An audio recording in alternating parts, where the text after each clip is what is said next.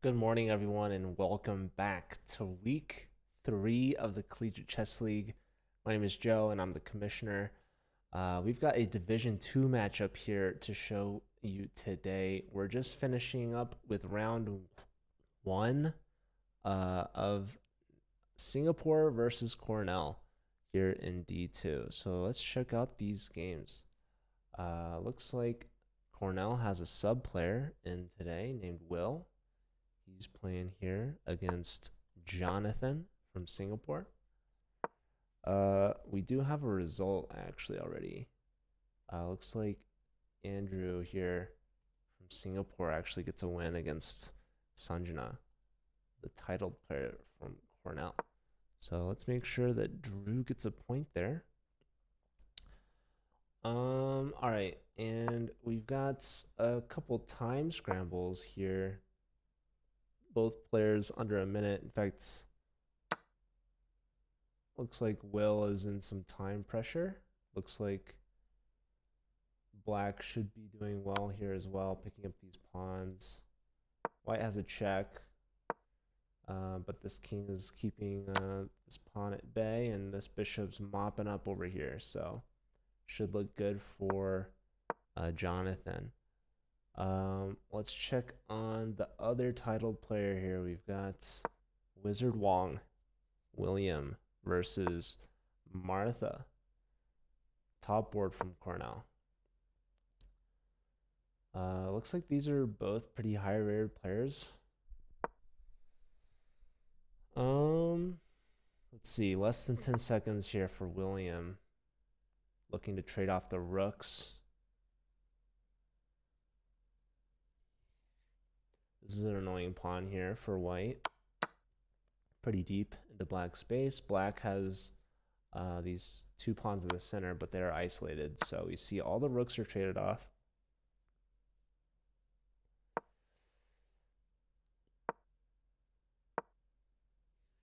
All right, Black stepping the king up. So Martha's going to try to push the clock. Tons of time for her compared to William's 10 seconds. Okay, so Jonathan did get their point. So it's 2-0 right now for Singapore. All right. Maybe threatening to push. Okay, trying to straighten out the pawn structure. But also just putting more pressure on this pawn. This pawn's going to be harder and harder to hold on to. So take, and king here, right? Bishop here, there's this. So black is clearly the favorite here. Let's check on the last game. We haven't looked at yet. Here we got Chess and Cracker versus Hikaru Bin. That is Jeffrey Heng against Ryan Shu.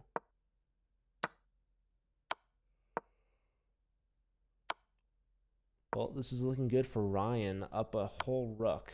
And that's mate in one next. So Cornell gets on the board with that one. And let's check back in with Martha, see how she's doing. So she did trade off queens. And looks like trying to stir up some trouble. So even though the e pawn is grabbed, white's going to be able to grab the h pawn, and white's going to have the outside g pawn. And Martha now is going to start witnessing some time pressure. Okay, wow. So bishop to e5, that holds on to pawn advantage, because if king takes on the e file, the bishop would take on the g file. But this is opposite color bishop, so this is as drawn as it gets. Hey Tim, appreciate seeing you. Good, nice of you to stop by. So yeah, if this holds to be a draw, Singapore is going to continue the lead. I'm not sure why the scoreboard is not updating. Hold on, let me try to fix that real quick.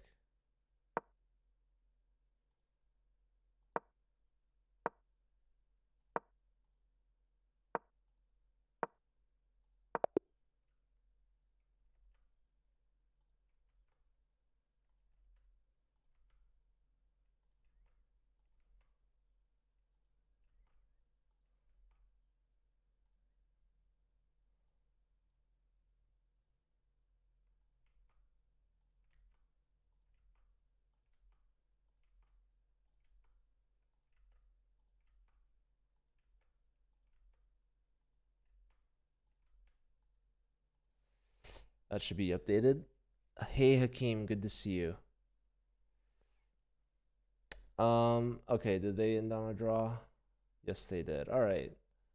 A peaceful result between two top players.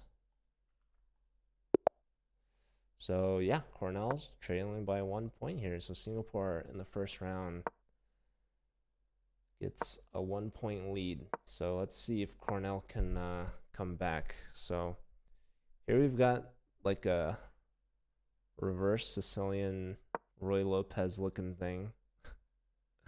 I don't know, what is this opening? This is the Dutch defense. So D4 and F5. All right. So grabbing the knight and immediately playing E4. Supported by the knight. How's the move going? I've packed up most of my stuff here. My apartment is mostly empty. I just have this furniture. I have the stuff left in my kitchen, and I have this desk with my PC set up. So that's pretty much the last things I'm gonna get moving. So I'll finish the CCL weekend streams. I'll stay here Monday. I'll have we have a scheduled episode for our college podcast. Do I have a podcast command? I should make one if I don't. Ooh, there it is. Actually, I made a playlist on YouTube. So if you want to check out our YouTube,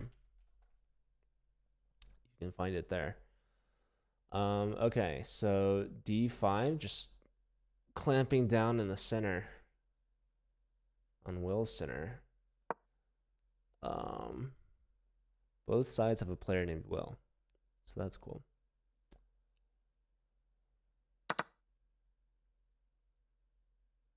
If you like the last one, then the next one's gonna be even cooler. I'm not gonna leak who it is just yet, but it's not one of our ambassadors.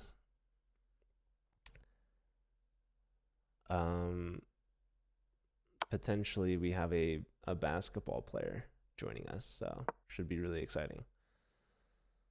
All right. So the queens are off now.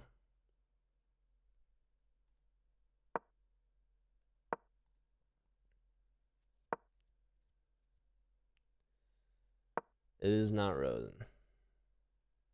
All right, so white connects the knights and can choose either way to castle. I like the move a3, just anticipating knight c5, so this helps keep the bishop on the board. Not gonna let black play entirely with the bishop pair.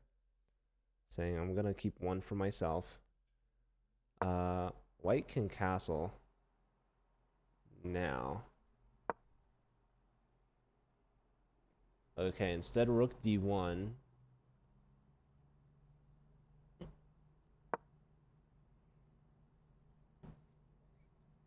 And now the bishop gets to a6. That's pretty annoying, because now let's say white castles kingside. There's bishop takes on e2. Knight takes on e2, and then there's bishop takes b2, and the a pawn is pretty much a goner. There's also bishop takes on c3, and if knight takes, then there's bishop takes on f1. Wow, and white just completely walks into this. I'm pretty sure either bishop takes is like really annoying. I think this one might be more annoying because after takes, there's takes. And I don't know what you're doing about the a pawn. Maybe there's like this move, I guess. If there's this move, though, that's also annoying because if takes, then you drop the exchange. That or you take like this and your c-pawns are terrible. So yeah, and then also like if you take like this, then that's gonna fall. But there is always rook e1 at the end. So interesting to see what black does here. If Will can take advantage of the situation.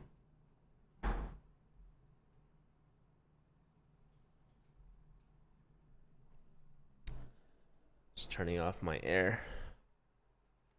The fan is like right next to me. Okay. Yeah, black investing some time here to figuring out like if there's a tactic. They opt for rook h to e8, prepping to move the king. We see rook f to e1 here for white. Lining up some discoveries like knight to d4 check is annoying.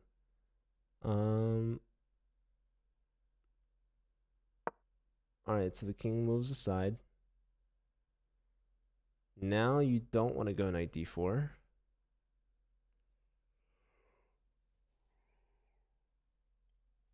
I'm pretty sure that would drop a piece. Ooh, we have a sacrifice on d5. Andrew pulling the trigger there. So, anticipating if c takes on d5, you can follow up with the bishop takes, and that'll get you a fork at the end, right? You'll pick up the exchange. So we see an exchange sacrifice here, and yeah, knight f4 discovery, very strong. So you save this piece, but you're gonna pick this up. Hey Max, good to see you, man. All right, there goes the b pawn, but the damage is mostly done. So Drew looking good here against Will.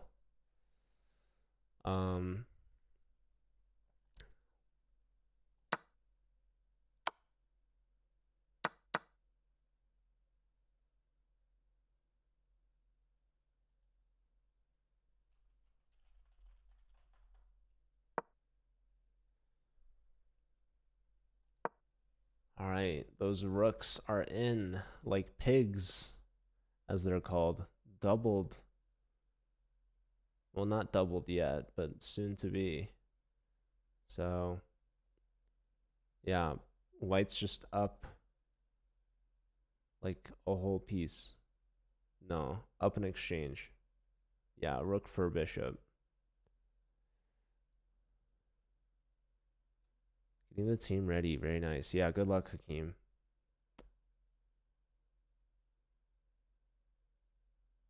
Going to watch CCL from my stationary bike, as we all should. That's awesome, Tim. I appreciate that. That's dedication right there.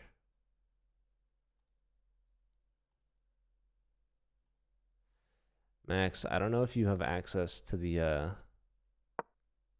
social media, but we did put out a tweet.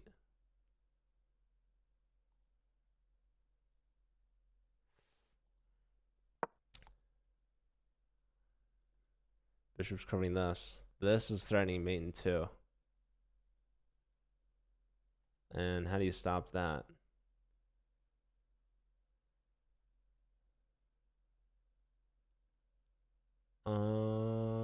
I don't know.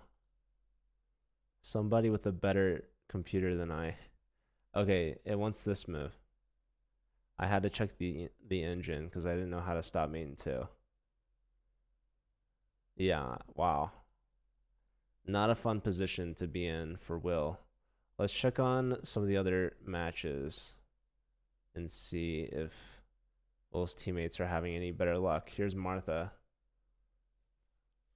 Martha against is that, who is this? Jeffrey.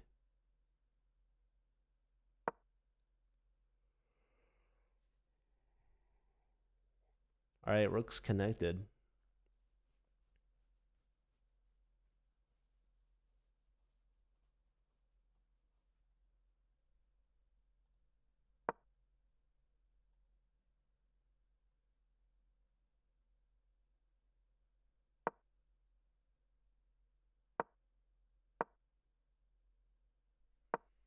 Very low time for Jeffrey. So we've seen this before. Martha trying to convert time advantages.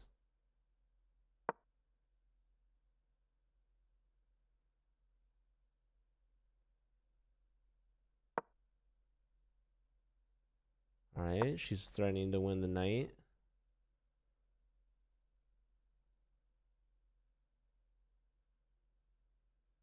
So the queen steps back to defend the knight.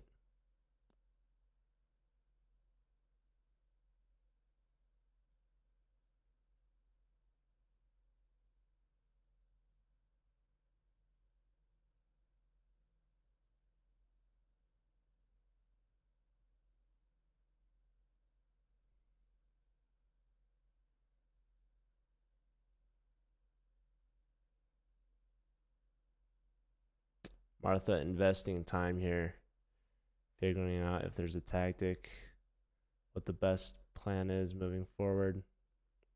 Do I take on h5? Do I take the knight? All right, bishop a6 attacking the rook. Oh, and that's going to drop an exchange.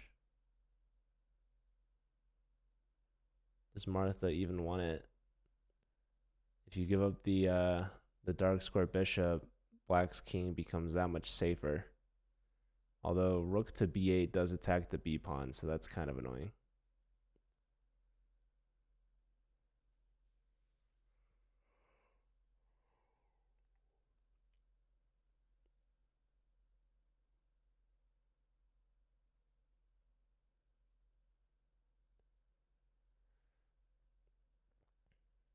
Yeah, top line, like it favors white, but it's kind of strange. It wants to take on h5.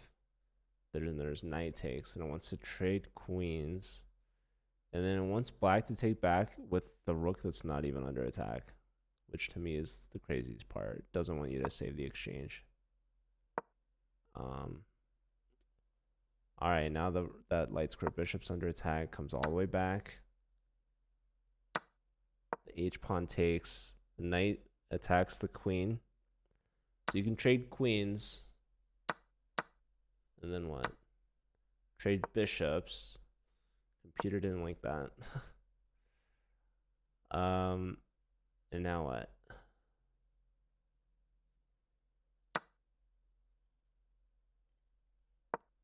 Take on c5, and the knight did not take back. Interestingly. Man, what is knight d2? Threatening knight to f3 fork. So black picks up the c pawn again. The knight's put back in the middle. Trade. Bishop takes, so nice outpost. Pawn push. Whoa, that's a free knight. What? That was so confusing. That's a big blunder from Martha. So now Hikaru Ben is the favorite to win. Unfortunate time management, I guess, for Martha. Big blunder there to give up the piece just for free like that. It's crazy. All right, bishop back. So this is now Jeffrey's game to win, which would be good points. Andrew just won their second game, so they're 2 for 2, leading Singapore. Let's check on Ryan. Ryan under 5 seconds against William.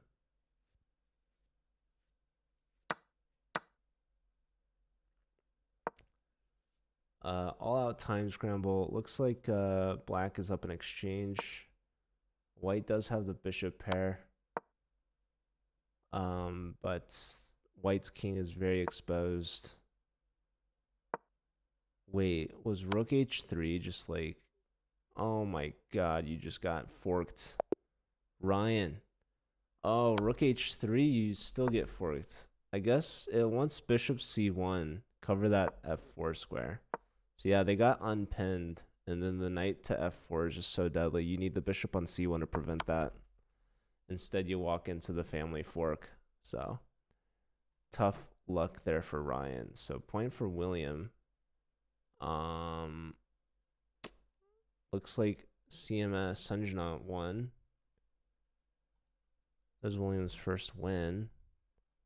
Sanjana gets her first point. And back to this first game that we started with. Oh, yeah, it's a draw. Well, looks like white might hope for a pre-move, but no.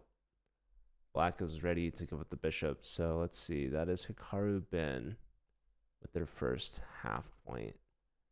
And Martha, she starts off with 2 draws for a full point in the first 2 games. So first half of the match done. And Singapore leading by a score of 2. So 1 point victory in the first 2 rounds together. So Cornell's going to need a comeback here in the second half. 2 points, not the steepest hill. Definitely doable. What school is NUS Clemson chess? It is National University of Singapore. Should be in the title. But good morning and welcome. And good luck in your future games.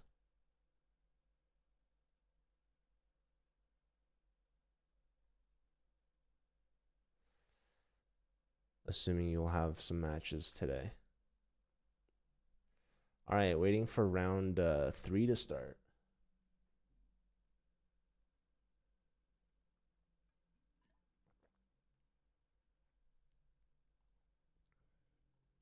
Yeah, unfortunately, the full name of the school can't fit on the scoreboard, so.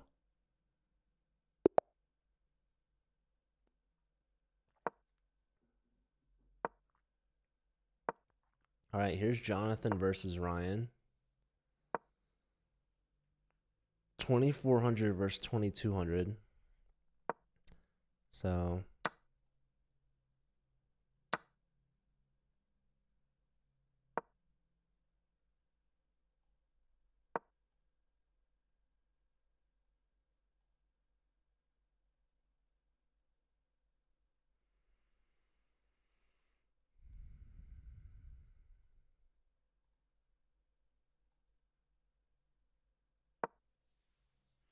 all right, this is a closed Sicilian.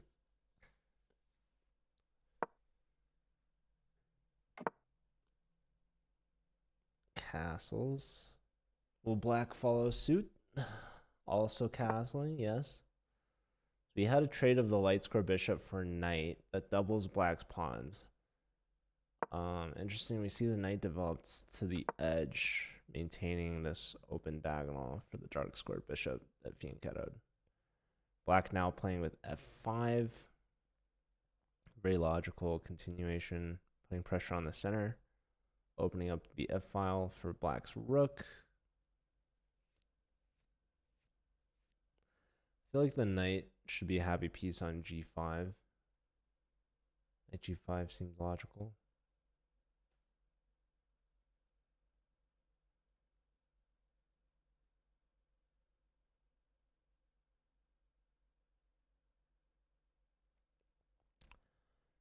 Looks like queen g3 is another idea.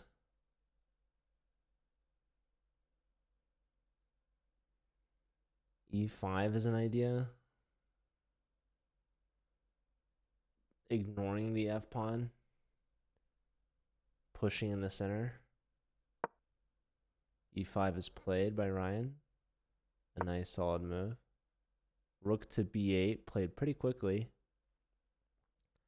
This ties down the dark square bishop for Ryan, because it is needed to defend the b pawn. We might see the pawn push, and Ryan's gonna fianchetto to challenge the other bishop. All right, queen to c7, putting more pressure on the center.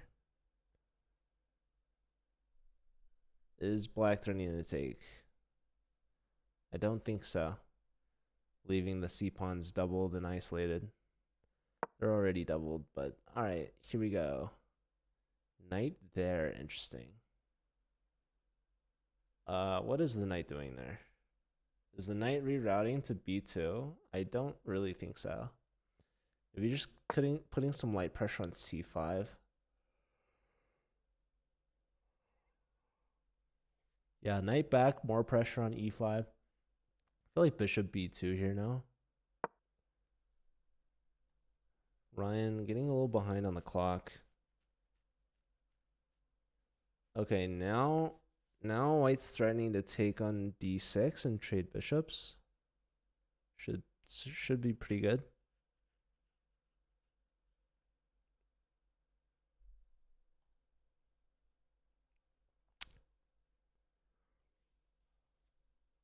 We're missing a game.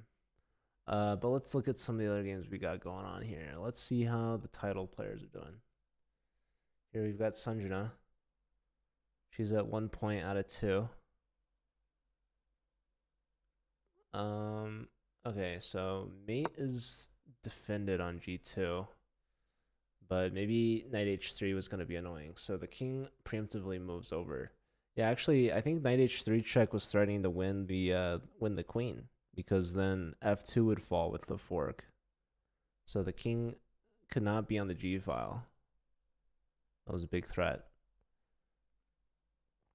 But Williams sidesteps that. These players are very close in rating. Bishop comes out with the pin.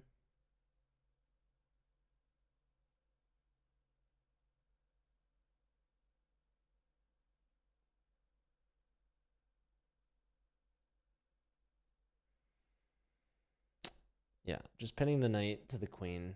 But that knight is defended a few times.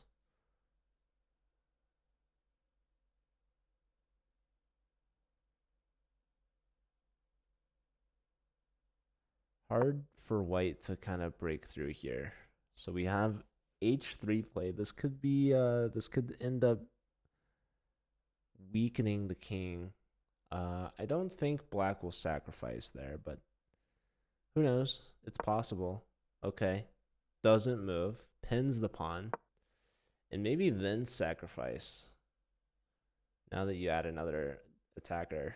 This bishop on f1 is a really key defender for Williams' king. Helping protect the light squares, reinforcing the pawns, boxing out that beautiful knight on f4.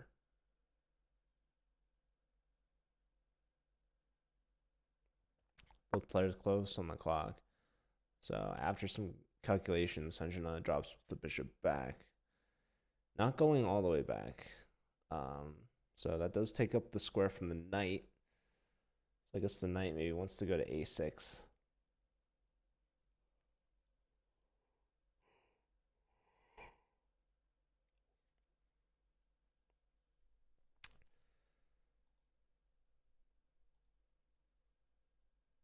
Oh, man.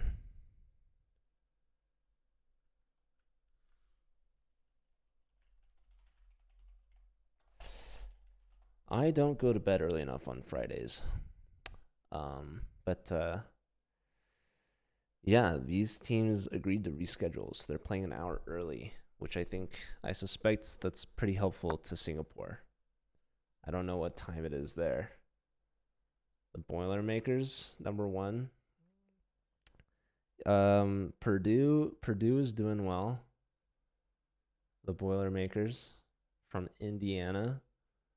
Apparently they have a big rivalry match coming up against Bloomington, Indiana University. The old chess club at IU. Okay, so g4.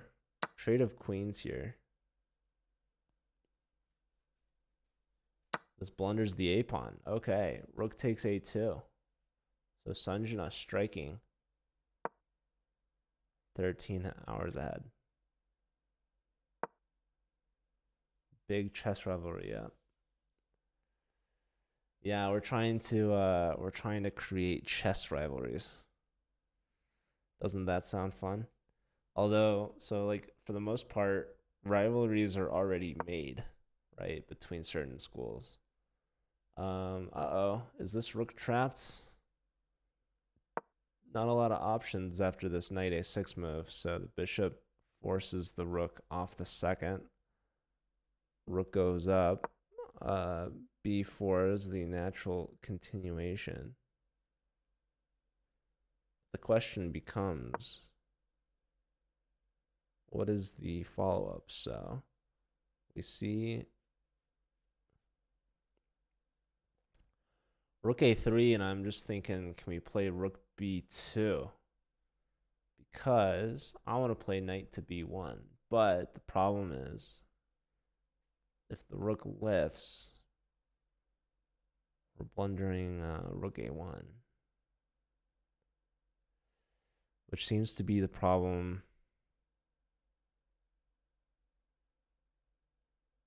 I'm trapping this rook. Because as soon as the knight gets to b1, you know that the rook can get to a1. So, okay, bishop here. This is threatening knight c4 now to win the exchange. Is there b5 for black? Something to prevent knight c4.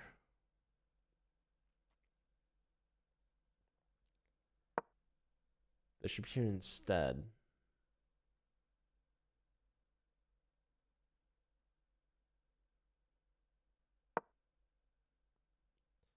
Bishop comes back. So attacking the knight. I don't know if you take the knight, but or maybe you would take the knight. As soon as the bishop leaves, though, then there's rook a2. So annoying. Top 2 seed for tournament. For which tournament? Also, I'm trying to help this person. Hold on. Let's see.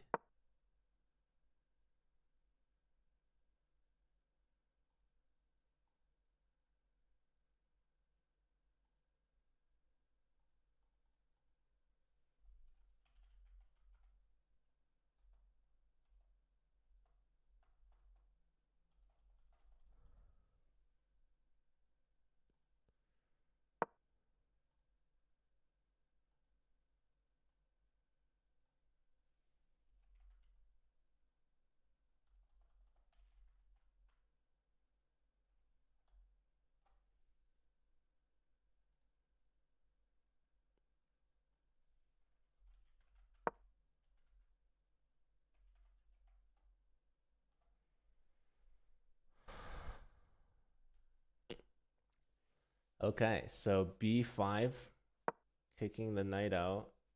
Knight goes back home. Here, potentially giving up another pawn. Here, there's this. Knight can escape that way. So, I guess maybe not a free pawn. Knight ignores it, goes home. How are we trapping this guy? That is the question of this game.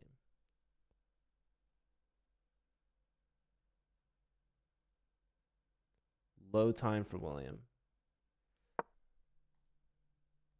I guess we've got a result. Martha gets her first win, which is good.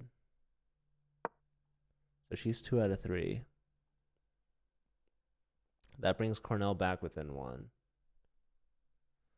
I feel like I'm still missing a game. Here's Ryan versus Jonathan. Ryan's looking good here.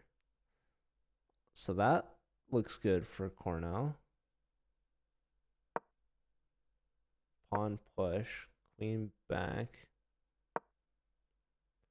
Rook's over. Rook in. Attacking the pawn. Rook trying to defend. Queen doubling now. Threatening something. No. Just takes. Takes with pawn. Attacking the knight. Knight moves. Knights are connected. Let's see. Low time for both sides. Pawn is grabbed off the board. I think we take. Point is, yeah, there's rook takes pawn, but the queen can come over now. Should, okay.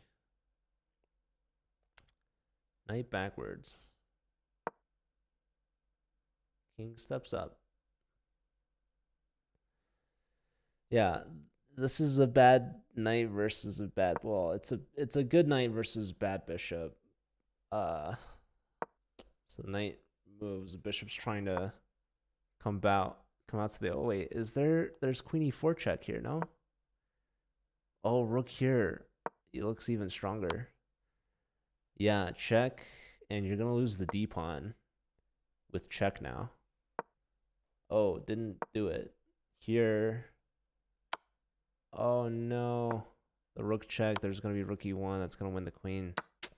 Nice tactic.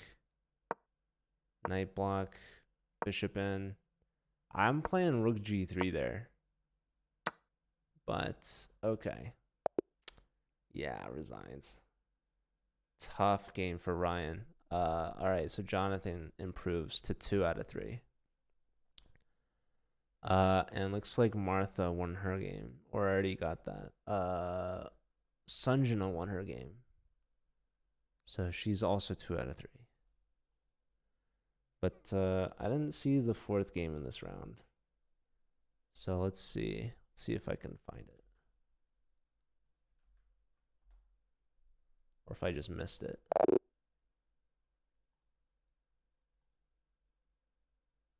Huh. Oh, here it is. All right, Will versus Hikaru Ben, Jeffrey. So yeah, this is a big game for Cornell. If Will can somehow win this, he can tie up the score just like that for Cornell.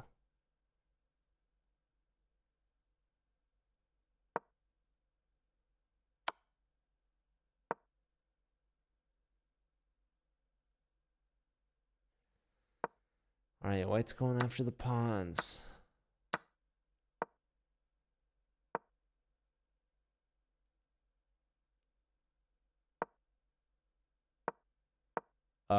Wait, did we not take on C2? What just happened? Will's crushing now. What happened, Jeffrey? He lifted his rook. Take on C2. Oh my goodness, the sneak. Mate in one. Very nice. Will with an upset win. His first of the match, and that's going to tie things up just like that. So 2 1-point leads for Singapore in the first 2 rounds, nullified by a decisive result here from Cornell in round 3. So that ties things up at 6 points each. We're going to go into round 4 all tied up, completely even at 6 points. So big result there for Will. A swindle, if you will, from Will. So now we go into round 4. Here we go. Game's underway. We've got Jonathan now versus Martha. Top 2 boards. Board 1 versus board 1. We've got Drew versus Ryan.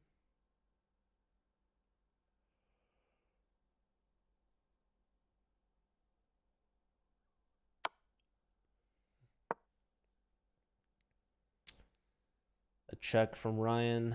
Knight developed to block. Castles now. The other knight comes out. Also looking to castle. Pretty fast moves from Drew. Ryan's have spent 30 seconds of their clock. Let's see, waiting for more games to start. Here we've got Sanjana against Jeffrey. Sanjana's clear rating favorite in that one. I think Cornell might finish the come from behind win, but Singapore's got some tricky players for sure.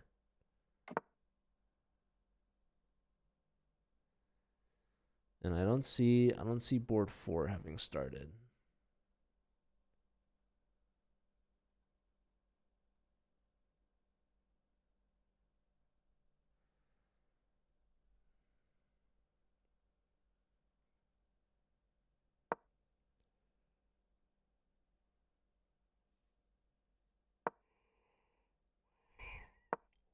Knight comes out with tempo.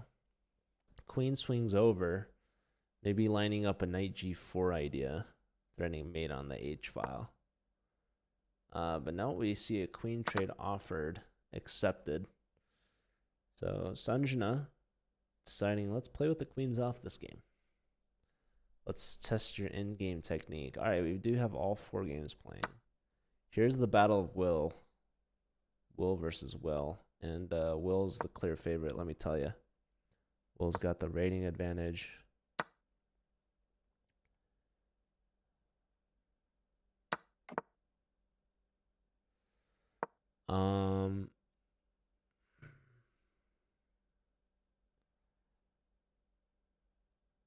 Let's see. Black looking to castle. Bringing all the pieces out. Okay, technically it's William. It's not Will versus Will. I'll be honest. There is a difference between these two wills. Let's see. Let's check on Martha. Martha versus Jonathan. We'll stick with this one. These are the top 2 rated players that I see going at it here.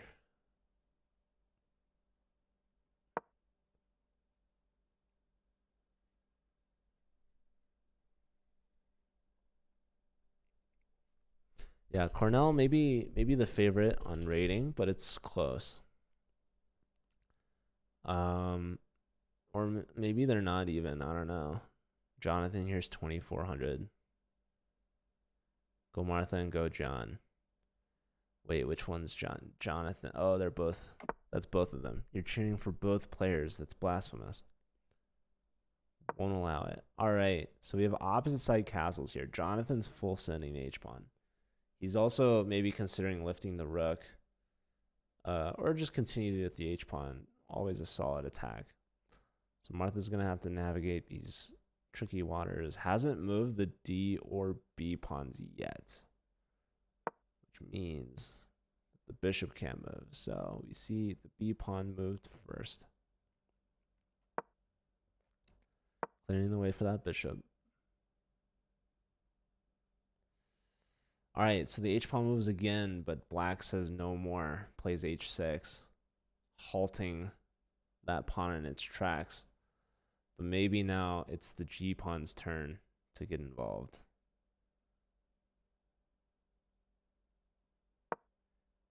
No, just a simple rook lift. We're going to use that rook to swing over, attack the king. Here we have queen to c5, a subtle threat, but attacking the rook on d4.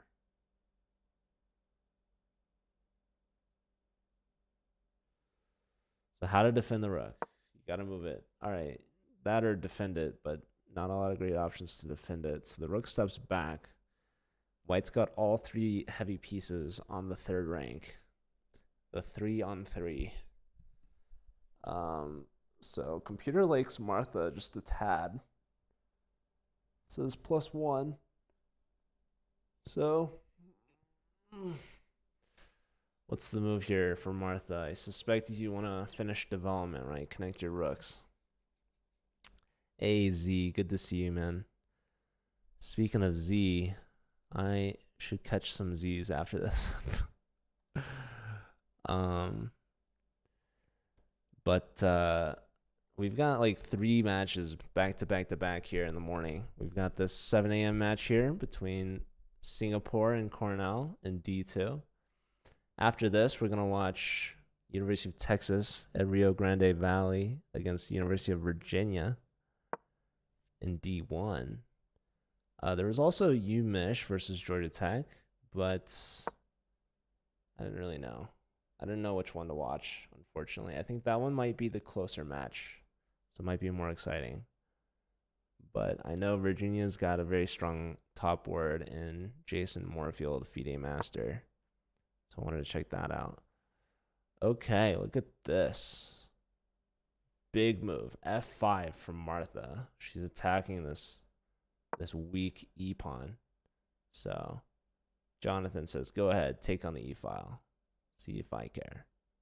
Because I'm going to threaten to take on H6. Which comes with the mate threat, by the way. So, what's the answer? I'm wondering if you just defend the H pawn. Like King H7. Is King H7 bad? Probably. Probably it is bad. I don't know. Yeah, I mean, there might even be some sacrifices. Okay, so let's see. My guess is that there's going to be queen takes on H6, followed by rook to F7, defending checkmate. Seems good to me. That or like even queen E5 actually. Queen E5 comes with some major threats. It defends mate, yes, but you're threatening to take on G3. So let me show you guys what I'm talking about. This threatening main 1, which is played. I want to see this move. Defending, but also attacking. Because if white misses it, the queen can sacrifice for the rook. And then the pawn will capture the queen once the queen's left hanging.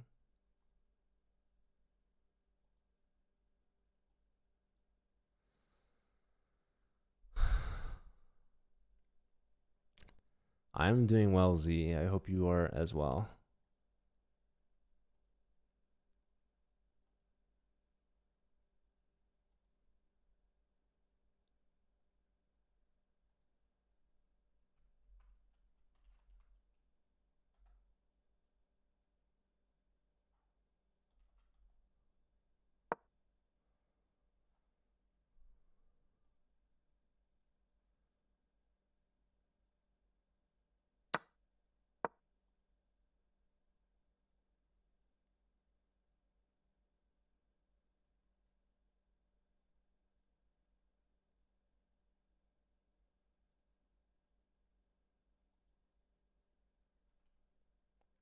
Okay.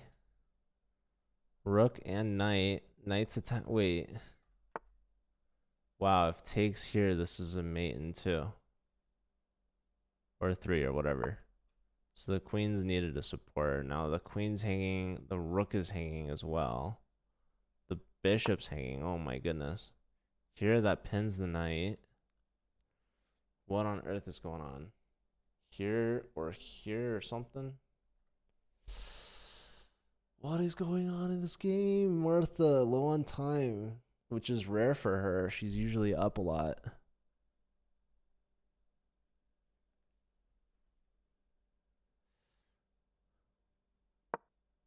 All right, so the rook is hit, yes.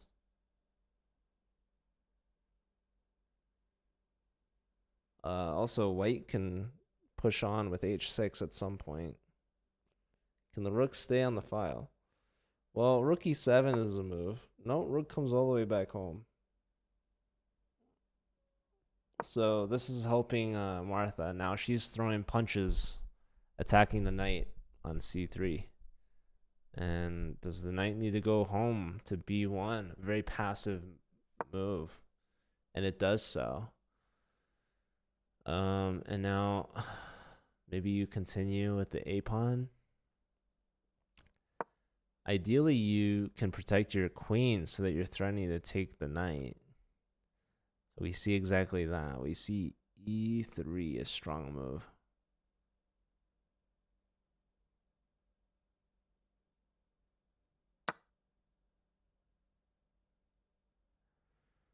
Okay, low time for Martha. Let's see how she does in the time. All the players are low time. Drew versus Ryan here. Ryan, slight edge. Both players at 30 seconds. This would be a big point for Drew. He is the rating underdog.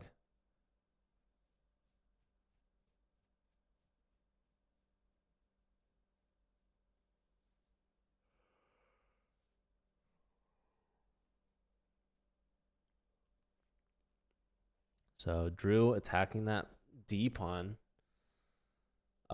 Black is up a pawn. Is it worth saving? You can give rook check, try to win a pawn. Nope, trying to bring the king in the center. Ooh, rook c3 check, forking the king on the a pawn. You don't really want to give up the a pawn, but looks like that's what's happened. So black's gonna maintain the pawn advantage here. This king's trying to come in. Maybe rook b3 was better. I don't know. I guess defends the base pawn.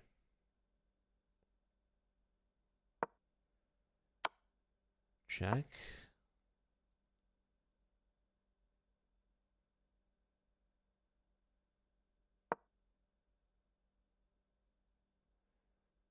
Going after the pawns. Low time for Ryan.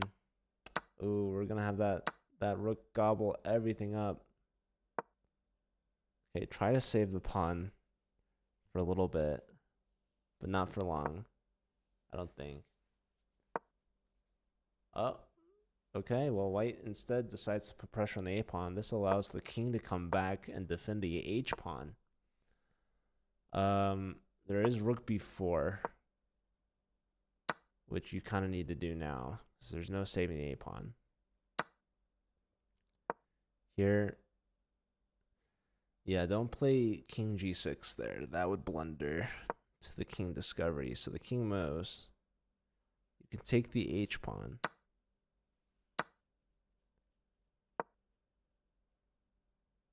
We like rook c2, cutting this king off. I think now you can claim a win. Let's see. These checks are helping out black. Yeah, look at how far off that king is cut off. Now no more checks. The h-pawn gets a free move. There you go. Check, and the king goes down again. Again, no more checks. Free h-pawn move.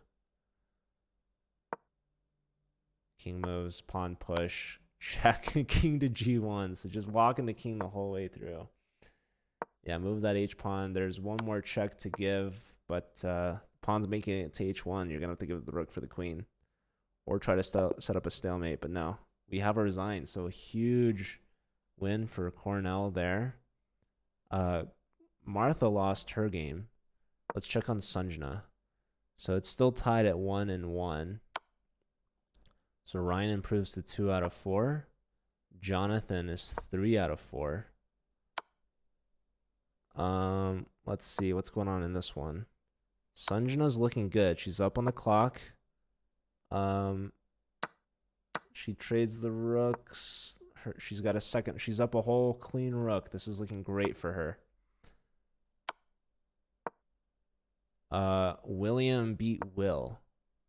So with that, Singapore gets to 8, and we have this final game left.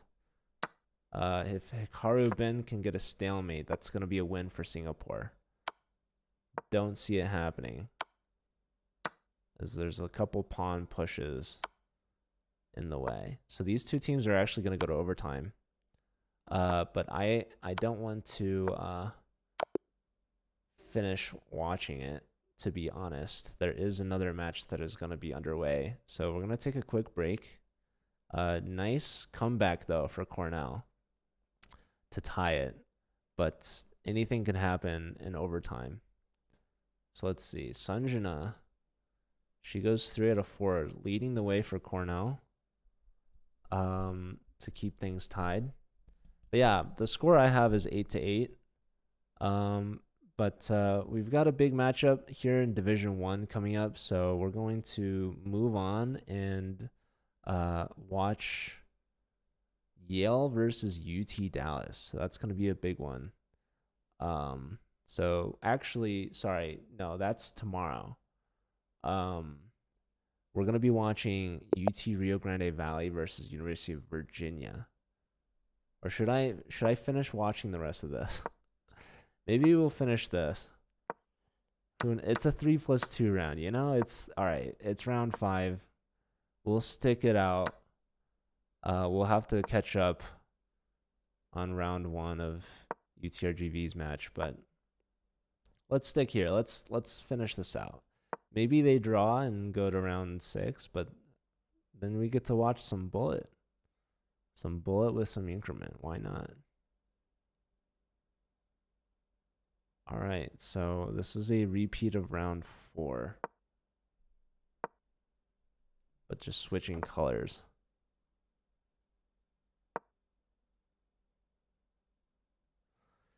And a slightly faster blitz time control. Both players, or all players, lose 2 minutes. Okay, so Drew is going to play against Ryan's isolated pawn. Ryan won in their first game. We'll see if Drew can try to change things. Here we got Martha versus Jonathan again. Jonathan won the first game. We'll see if Martha can get some revenge. Try to change the fate of Cornell. Even a draw, I think, is good for Martha here. As Jonathan's got like the rating advantage.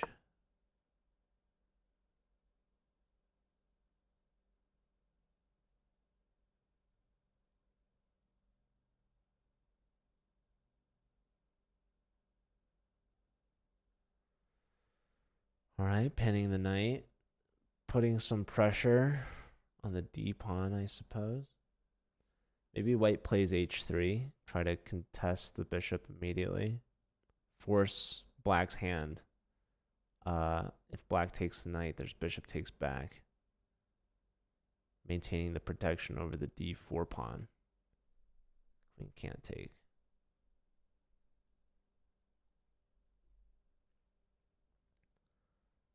So using some time here.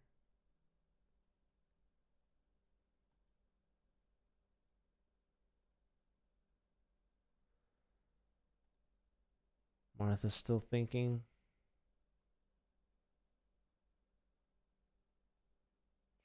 I mean, what's wrong with the old h3, you know? h3, there's knight out. You can bring your bishop out. You don't want to get too low. This is only 3+2. Every second counts here. Let's check on this game. Sanjana looking to win again. With the black pieces now, though. The knight contesting the bishop. So, yeah, beautiful knight on f5. It can be taken, though, by the bishop, but probably doesn't want to give up the light square bishop so easily. But white could take on e7 with check as well, is another idea. So instead comes back. Ooh, there's a tactic here. Knight takes e4. Found. So Sanjana winning a pawn here. She's looking good. She's got the tactics. So she's removing the defender of the knight on f5.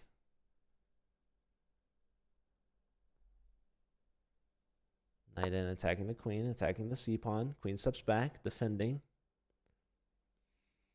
No longer attacking the knight on e4. Or, okay, yeah. Let's check in with Will, the will battle. The battle of wills. Kind of a rating mismatch here. So we need to figure out if we can fix the board order in the future. Because, yeah, ideally, I guess William would be playing against Sanjana. It's not how they put it.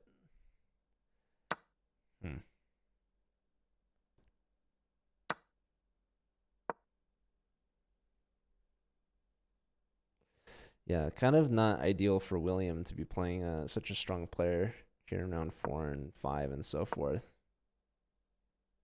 Because it's not that Singapore's teams are so strong. It's just that they're not in the order.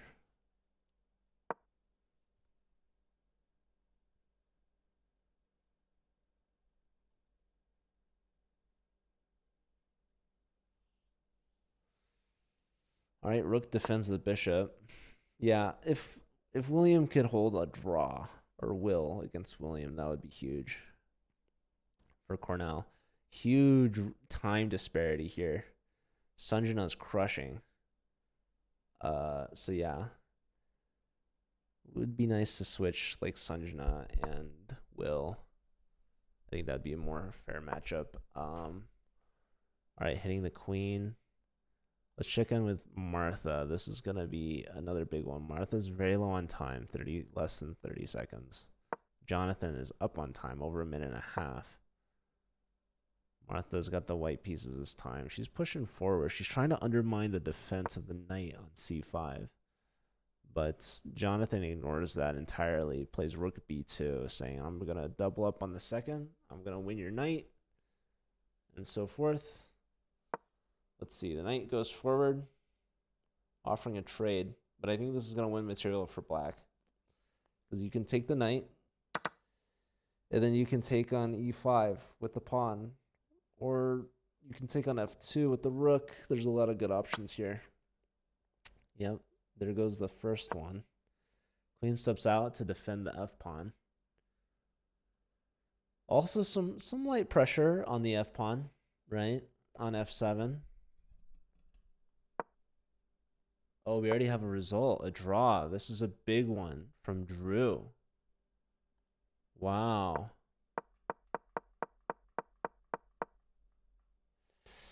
That is not good for Cornell because well, Ryan's the favorite there for sure. But that's good for Singapore. So huge result from their bottom board. 2.5. Ryan also at 2.5. But yeah, that means that Cornell's gonna have to pick up the slack somewhere else. Where is it gonna be? Less than 5 seconds for Jeffrey here against Sanjana. Let's see. There goes a G pawn. 1 second. Gonna flag. So Sanjana continues a dominant performance. Let's check in with Martha. Martha's getting crushed, it seems. So let's see. Yeah, likes D3, right? I guess. Try to open up that queen against the F2. All right, bishop trying to flush the rook out. Rook staying on the 7th. Queen up, attacking the rook. Rook's got to move again. What's rook sacrifice followed by bishop sacrifice? Looking for like a stalemate or perpetual, but there's not even any follow-up checks here. Desperation from Martha. But now she's going to get mated. Check. Queen F1. No. Queen here. There goes the D pawn. So trying to push the D pawn through. Yeah, attacking the F pawn. F pawn's gonna fall. That's gonna be mate very soon. Resigns. So Jonathan picks up the win.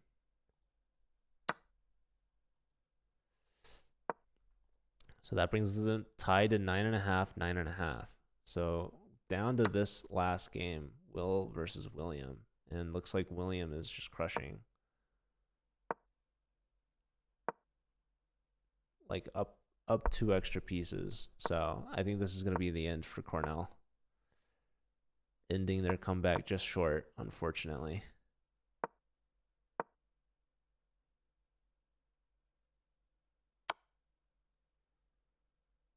Unless there's a miracle.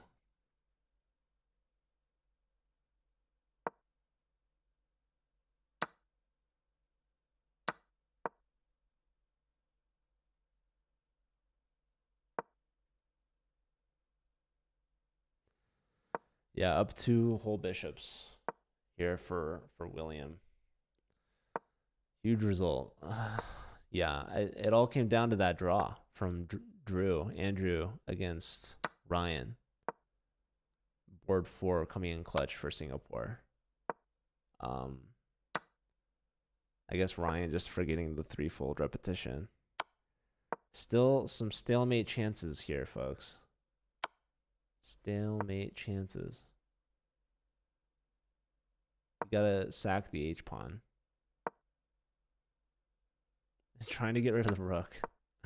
All right, now push the H pawn. The king moves aren't helping.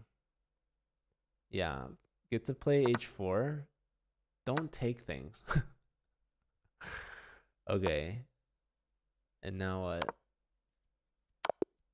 No, that's mate.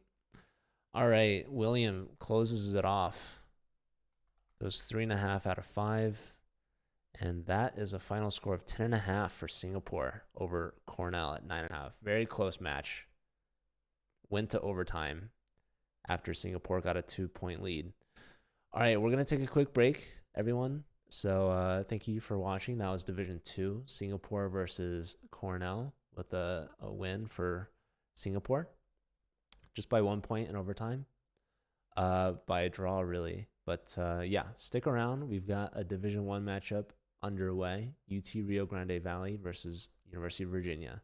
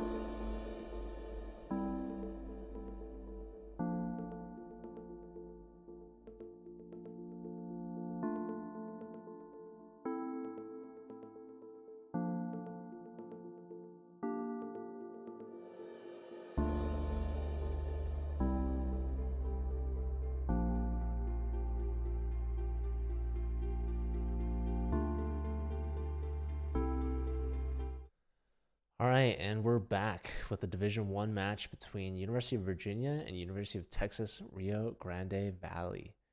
The match is underway. We just saw, I believe, a sweep in round one, UTRGV blanking Virginia.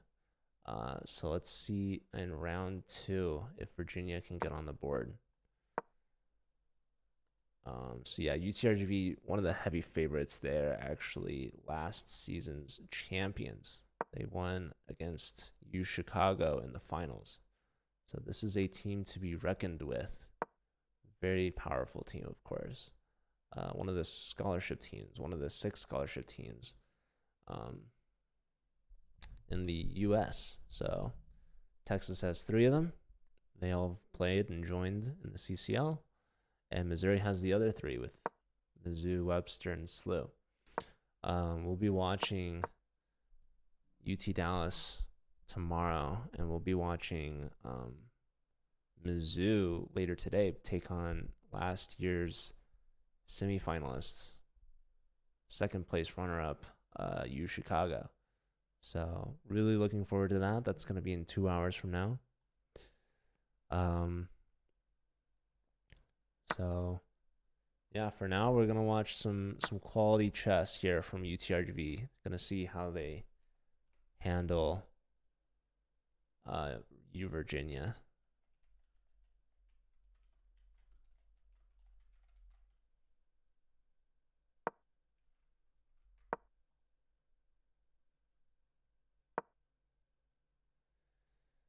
Gotta make sure I update our titles.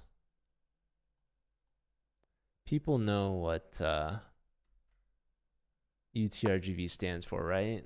The reputation is well known. All right, here we've got Fusik versus Galileo.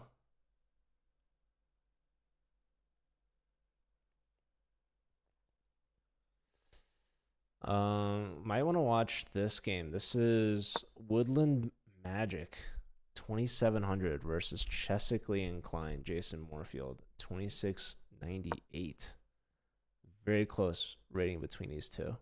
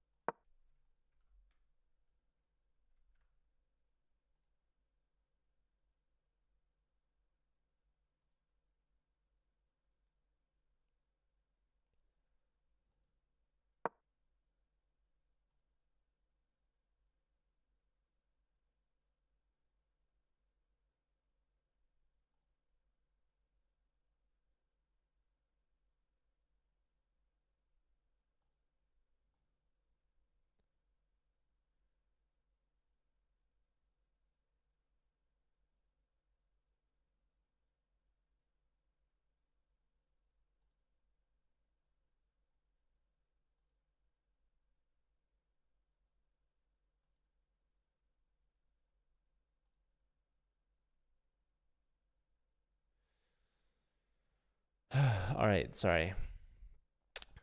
I am distracted. Lots of messages right now.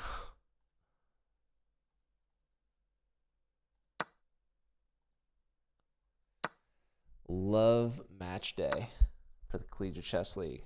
Always exciting on the weekends here. Love Saturdays. All right. All right. It looks like both players have navigated these waters somehow, some way. Jason getting ready to castle soon. Looks like Jason's up a pawn actually, so that's pretty fun and exciting. Love to see that. All right, castles. And now the rooks are connected for white.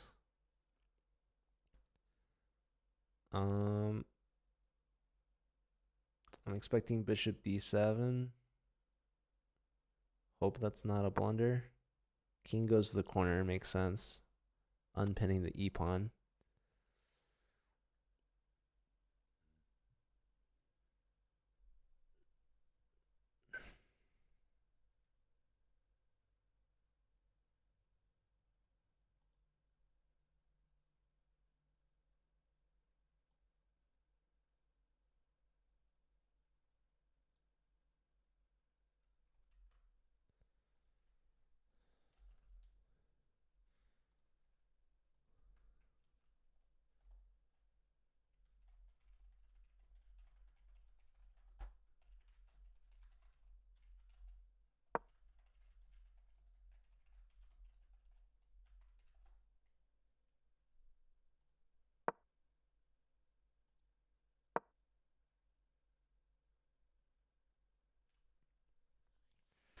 All right, Woodland Magic, doubling heavy pieces on the C file. We have a queen trade.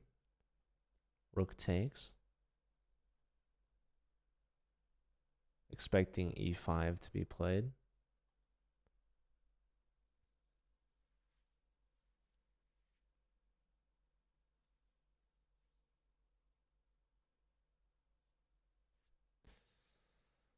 Why not? Attack a bishop.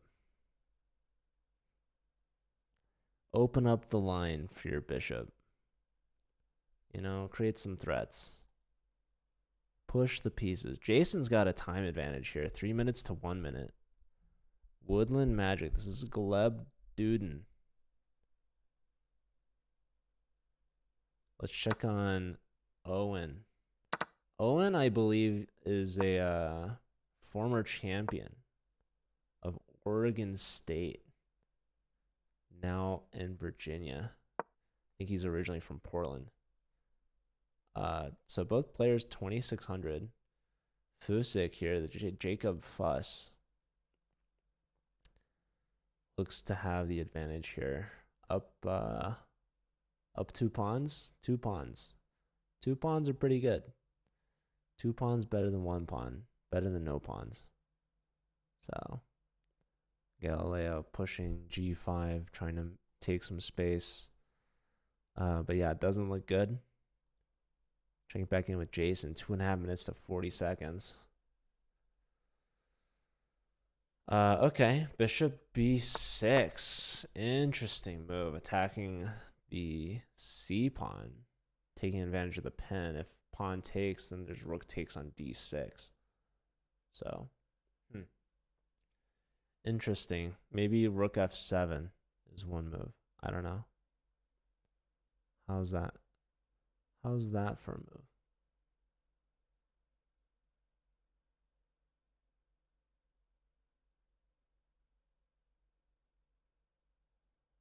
I think rook f7 fails. 2 takes.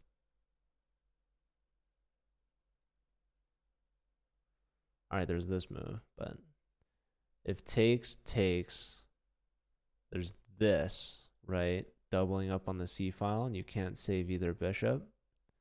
I suspect Chess Jaw with a 9-month sub. Let's go. Welcome. We'll be watching U Chicago play Mizzou after this, so that's going to be a big match. Not after this, sorry. In like 2 hours, right? 2.5 hours. After this, we have another match, I believe, in D2. University of Maryland versus UNC Chapel Hill. So that should be a fun one. All right, rook on the 7th. Yeah, so Woodland Magic, I guess, got the... Did they get the pawn back? Hold on, let me go back through these moves. Rook here and no time to take on c7. Because that would open up the d file. So goes for this bishop trade instead. We have the bishop on d5 just locking the pawn on d6. So bishop steps up.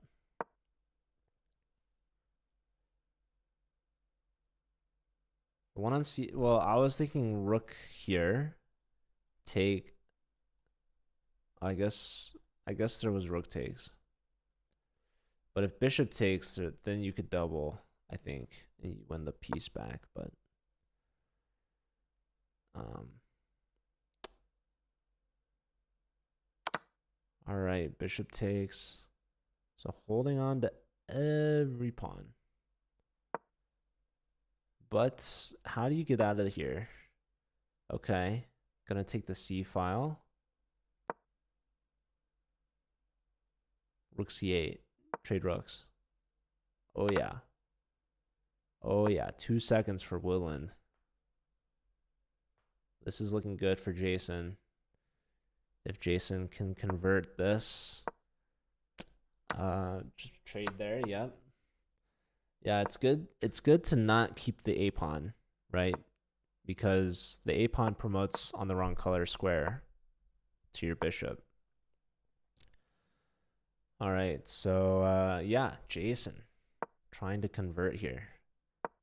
De Haro lost to I are not think so, which is Tianchi Wang.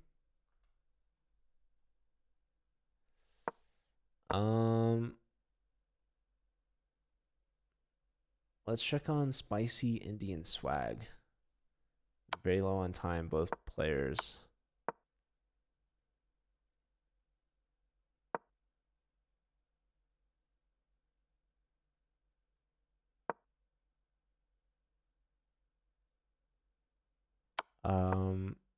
Ooh, that wins a rook. Wait, was that a huge blunder? Or Spicy Indian Swag was just winning this whole time?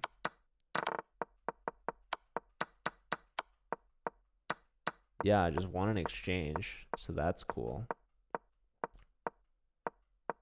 Nicely played here from... Oh, but that was a... Yeah, okay, so the rook on a1 was just blundered, so that's why the iron was winning, but a mutual blunder back. Wow, crazy game by both players.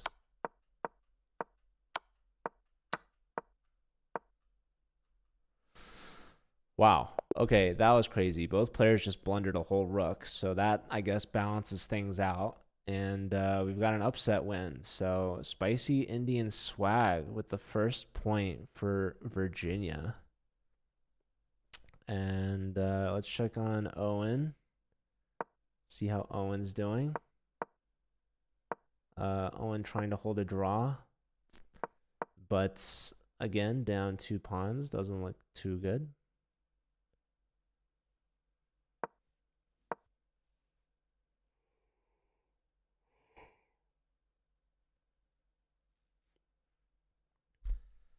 And I'm assuming Jason's still winning. Oh, what happened? Jason's actually now down a pawn. Should be a draw, though. Let's go back and see the damage.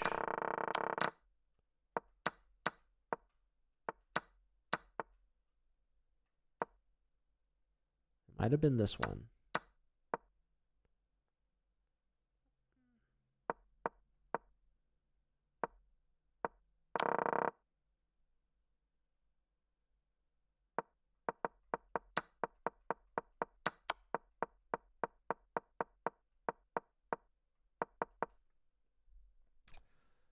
All right, let's check back in with Owen.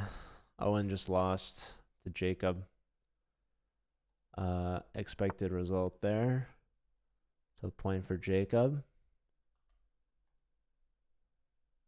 Yeah, this is just going to be a massacre here. Really goes to show the rating disparity between both these teams. Teams in D1 versus the same teams in D1. Here, Jason is down a queen, but he's trying to queen himself. Oh, and we do have the queens on, but we have a very nice trade of queens there from Woodland. Gleb. So Gleb goes 2 for 2. And yeah, Virginia, I mean, they're not getting swept, but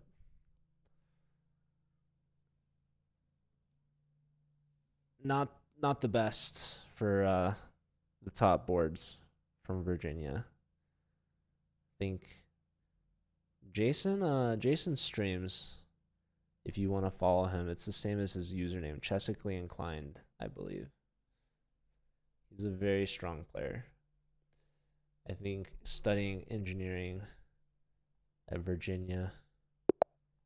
Um, he's used to playing tough players. I feel like 2600 is low for him. But yeah, these games are rated, so I think he just dipped under 2700. Here he's at 2690. He is the rating favorite here, although he's not the title favorite. He's playing up against an IM. IR not think so, which is Tianchi Wang. So yep, both players blitzing out these moves here. Rook C8 hitting the queen. Queen steps over. Perhaps theory that these people know. I wouldn't know.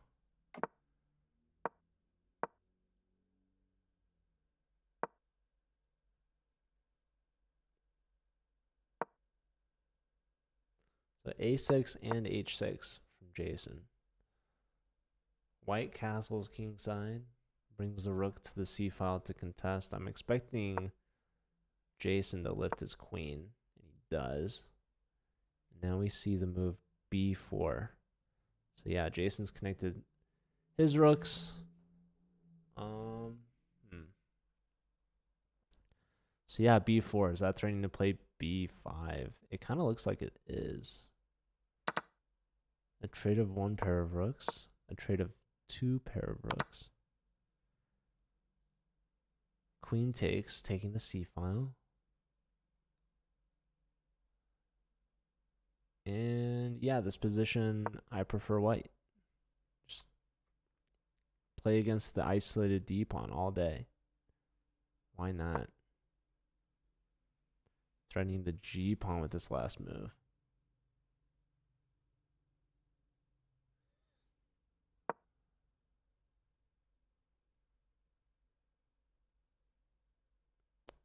f6, just saving the g pawn, closing down that diagonal. Both sides haven't even used the minute yet, so lots of time left in all these games. Let's check back with Gleb against the Hero, Brandon. Brandon's got a time advantage here, maybe even a space advantage here. Is that a pawn gambit or no?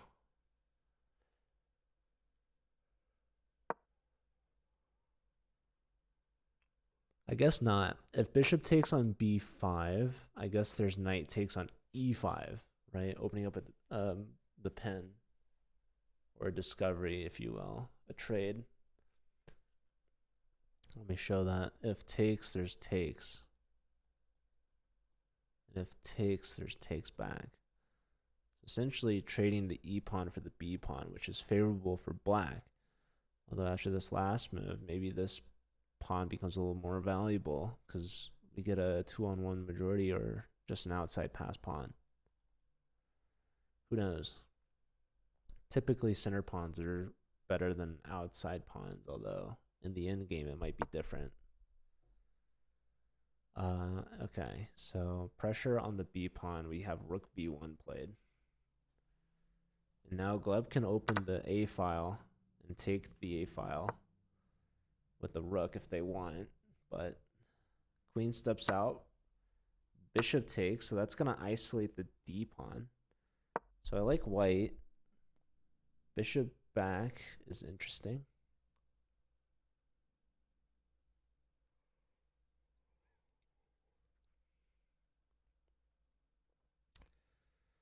Computer says best move is f4, which I like, but yeah, trading that doubled f pawn for the base of white's center d pawn.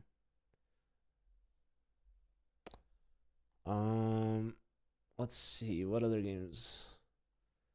We've got Jason. Jason's under a minute, less than his opponent.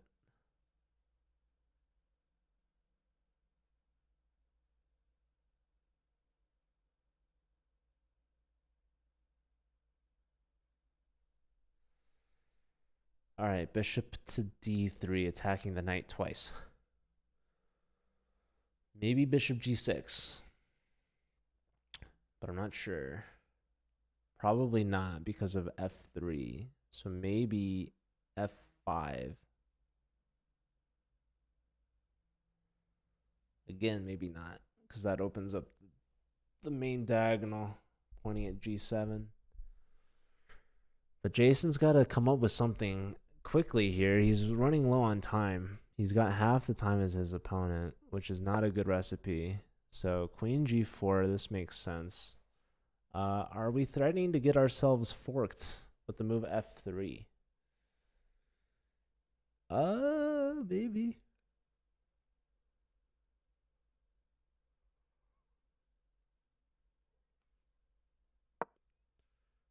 Bishop comes back. Wait, is this a blunder? Can we play queen h4? Queen h4, forking h2 and f2. Hello? Is that not the move? All right, it's been played. Maybe Jason confused, double checking. Bishop up. Hello? Queen h2 check.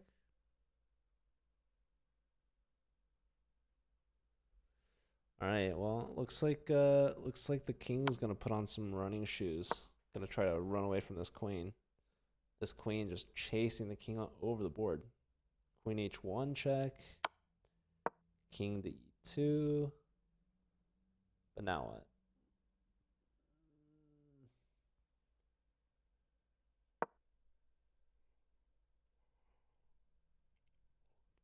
All right, going after the f pawn. There's really no way you can save it. Ooh, takes that. Hold up. Bishop c4 check. King d2. There's queen takes f2.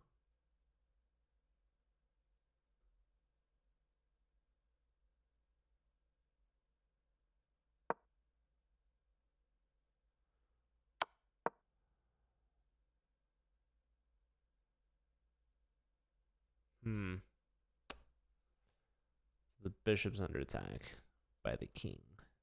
Bolt king. King's also defending on b2. Bishop tucks back.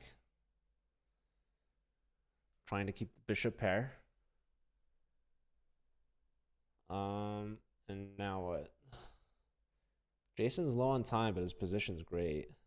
We'll see if he can convert it. Let's check on Owen. Owen against Druskachik. Juraj Druska. I don't know. I think in future seasons we'll have a file submission by players so that they can upload an MPP. Oh, queen takes c8, yeah?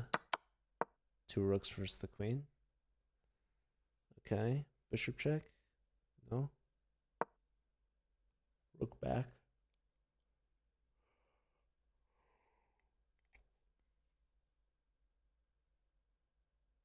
But yeah. Would be nice to hear the players say their names sometimes. I don't know all of them. All right, Spicy Indian Swag. Can you get the comeback here?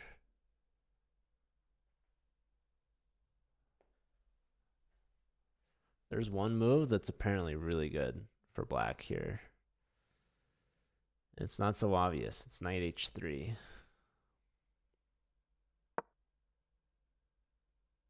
Bishop here.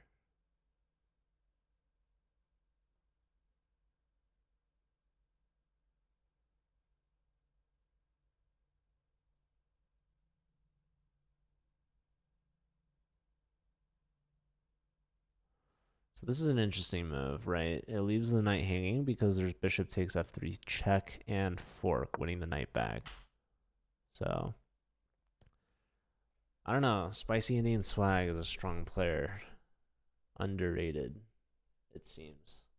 Because they're putting up some good resistance, some good defense, even winning a game last round. So current point leader for Virginia.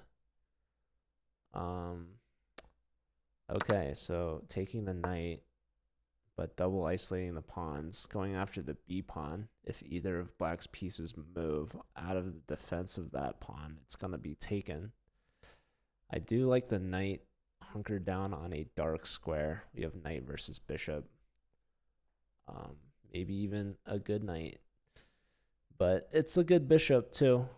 It's not like the best, but I think overall black is the favorite here with the bishop and the better pawn structure, maybe better king safety.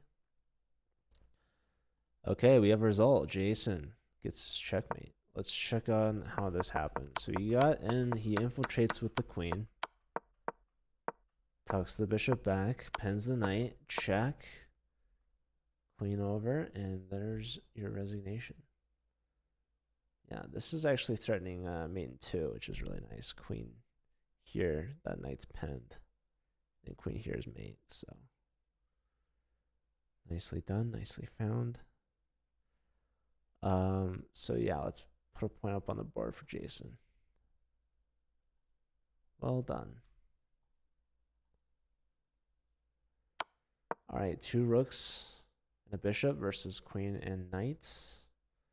2 rooks should be favored here with the coordination and the extra pawns. Lots of extra pawns. That's the main difference here. So Galileo gonna get these queens, or the, well, soon to be queens, pushed down. Trying to stir up some trouble, but probably too little too late. That king is so safe over there. Over on g1. It's got a home, a shelter, a bishop. Giving up the rook to queen. Knight takes. Giving up the knights.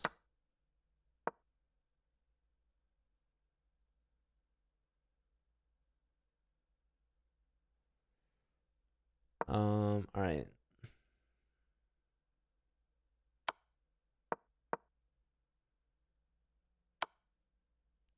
Still trying. Still trying.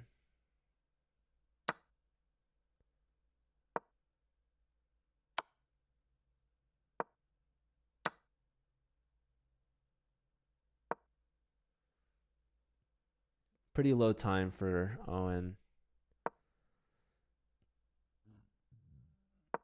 Let's check on DeHaro.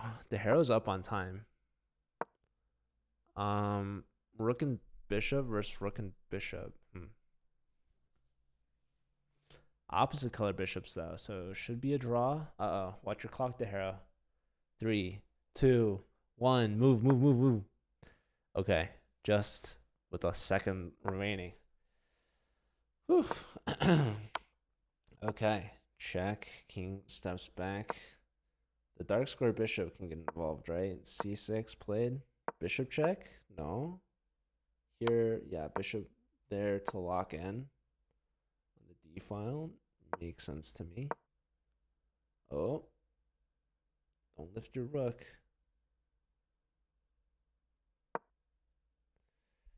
King steps back. All right. Oh boy. What just happened? What just happened? DeHaro and time pressure messed up. Down a piece now. Gonna lose. Resigns. All right, Gleb. Perfect so far. 3 for 3. All right. Down 2 pawns. It's not great.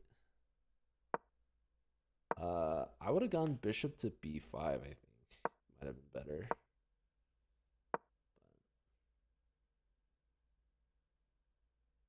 Probably not going to make a difference in the long run in this one. Did we give Druska their point? They just got a second point. Is this round 3 or round 2? This is round 3. This is the last game.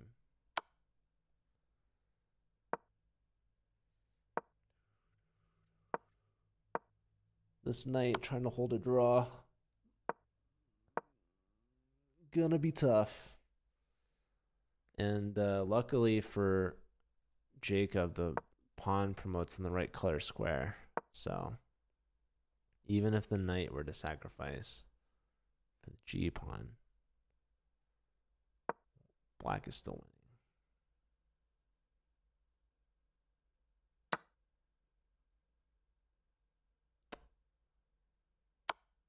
There's one sacrifice. Okay. Uh-oh. It's not going to help. This check. That check's going to seal the deal. So, yeah, pawn takes. And like I said, right, the pawn's on the right color square of the bishop. So, don't push the pawn. Give a check. And then push the pawn. That's right.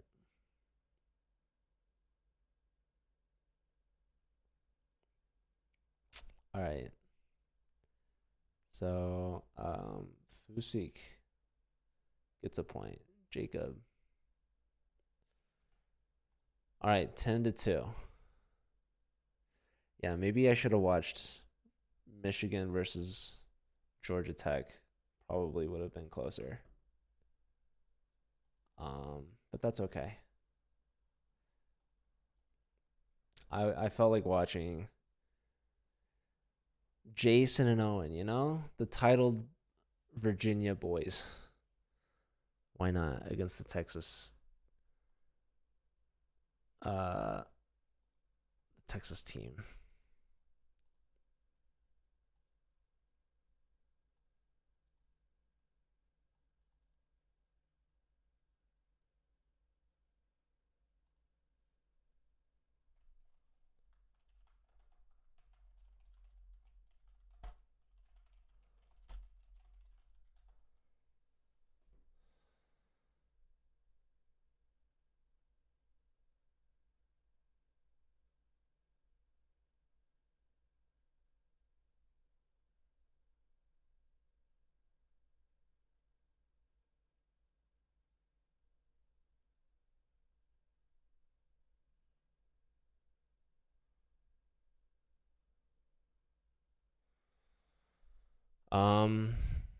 All right, waiting for the last round to start.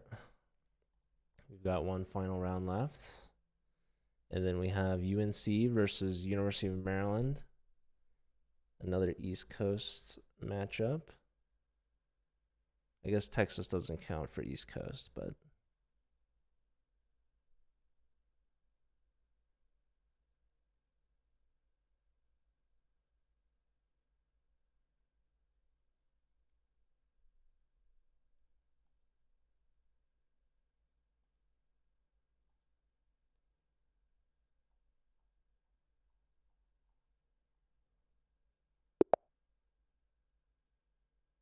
all right, here we go. Underway.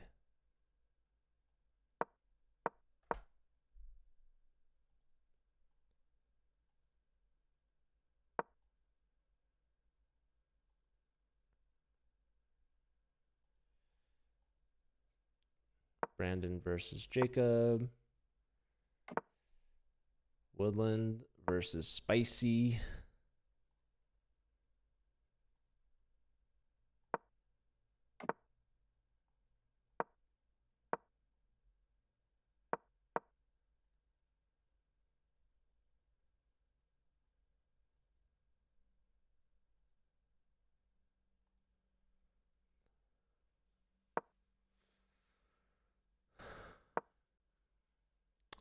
I like this setup.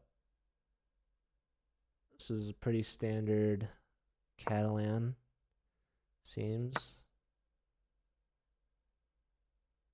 Taking on c4, pawn takes back, c5, pawn push.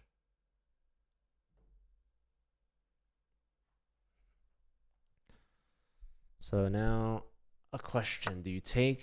The answer seems to be yes. Now, knight takes or pawn takes?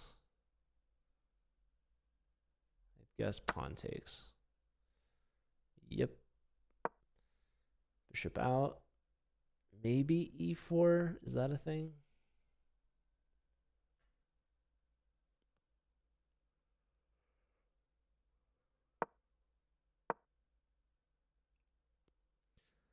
Knight to b5, attacking the bishop and the pawn. So the bishop comes all the way home to defend h7.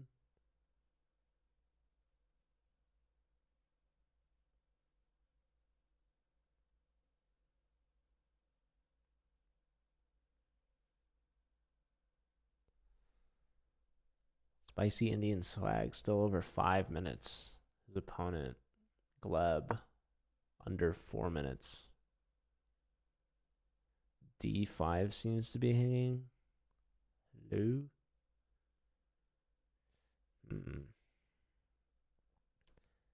Dare to take such a pawn.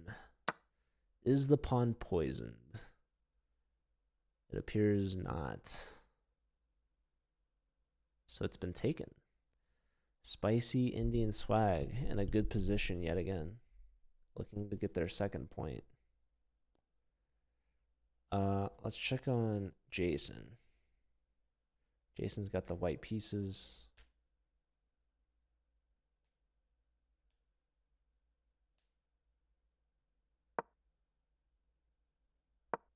Bishop's hit, tucks back, lining up discoveries.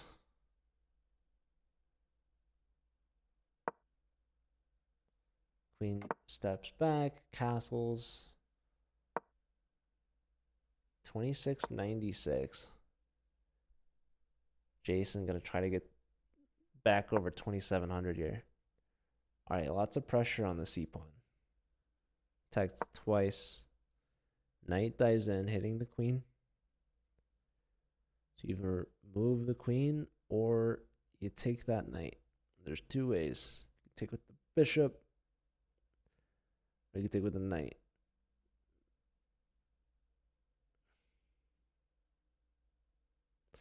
Either way, I guess it's going to open the c file against the queen. So probably don't want to take it with the knight.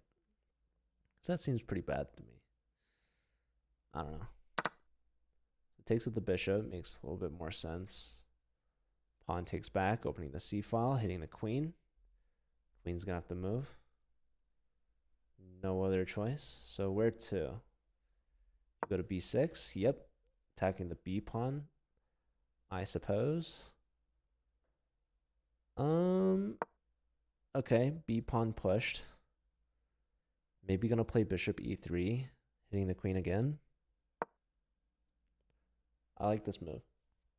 I like this move a lot from the international master, right? Rerouting the knight towards the center, opening up the bishop. Look at those dark squares.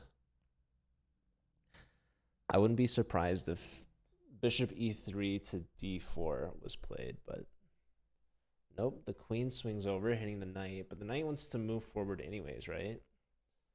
Maybe this is also preparing bishop h6 to trade off the bishop. Druzhka could take the bishop back, though, to h8 if you want to keep them on the board, but yeah, I'm expecting knight e5. Knight e5, I guess there's maybe like f4. F4 is pinned right now, so probably not that. But maybe like king h1. And then I guess the knight on e5 like looks really good, but it's not. Like it gets kicked out easily, I guess.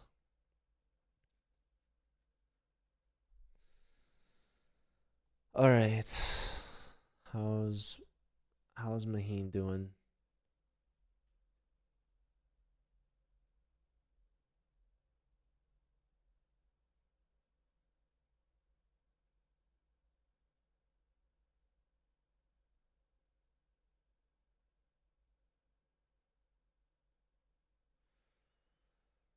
All right. Queen got hit by the rook. Queen tucks back to f8. Knight rerouting towards the middle.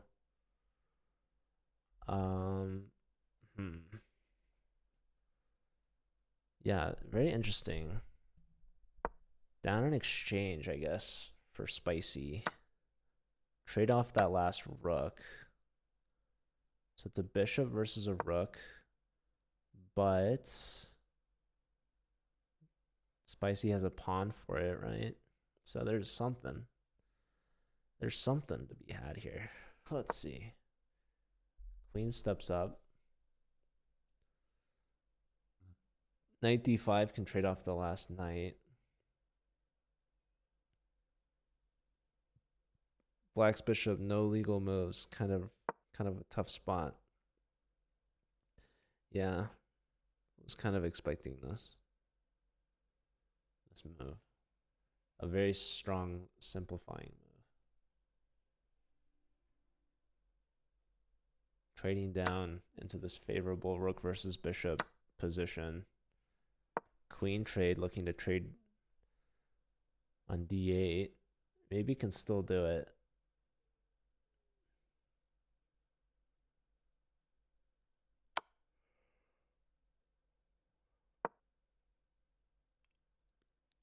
Here's a check. Queen down, threatening rook d7. Not a fun position. Not fun indeed. Yeah, resigns. So Gleb goes perfect. 4 for 4.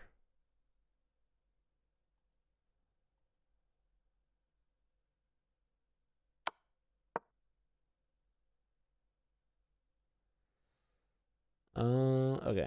So this one.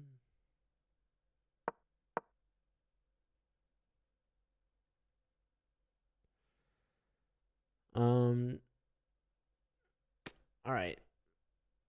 Brandon and Fusik. Pretty close, actually, in this game. Even pawns. I guess white slight favorite because black has the doubled F pawn. Not ideal. Not ideal indeed. Bishop versus knight. Pretty close on the clock, at least. Yeah, these games are starting to wind down. Jason checking back in. Game 1 by abandon. What? Hello? That's weird. Huh. Yeah, I don't know. That is very unfortunate, though.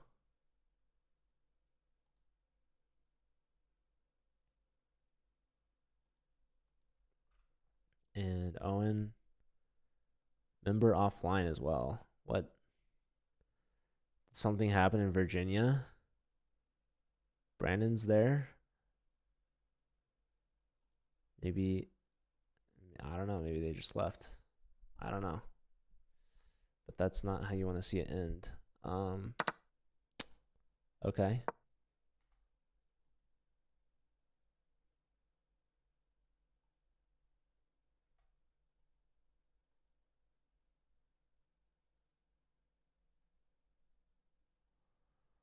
Yeah, not ideal.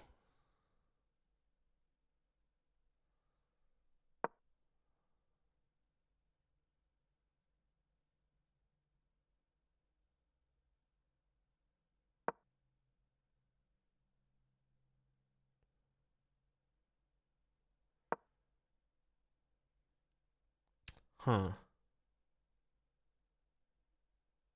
C6, huh? I mean, you have to take that. There's no other move. Take, and then what?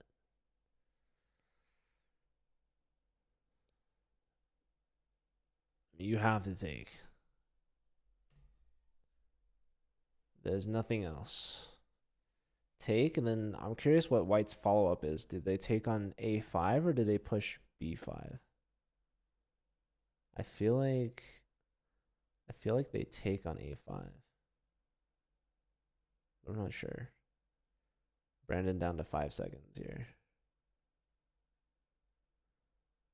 They gonna flag? Yeah. Huh. Strange end to that match, but not gonna change the score or impact that in a meaningful way. 14-2, final score for Texas. So yeah, Texas showing why they're a scholarship team, why they won last season, and why they're trying to win again this season. So pretty dominant performance there. Tough match for Virginia, but thankful that they showed up and played today. Yeah, stick around. We've got a Division II match coming up right now. We have UNC Chapel Hill against University of Maryland. So two East Coast teams, pretty strong in Division II. They're going to be playing right up next. So stick around. We'll take a quick break. Thanks for being here and watching that. Yeah, I'll be right back.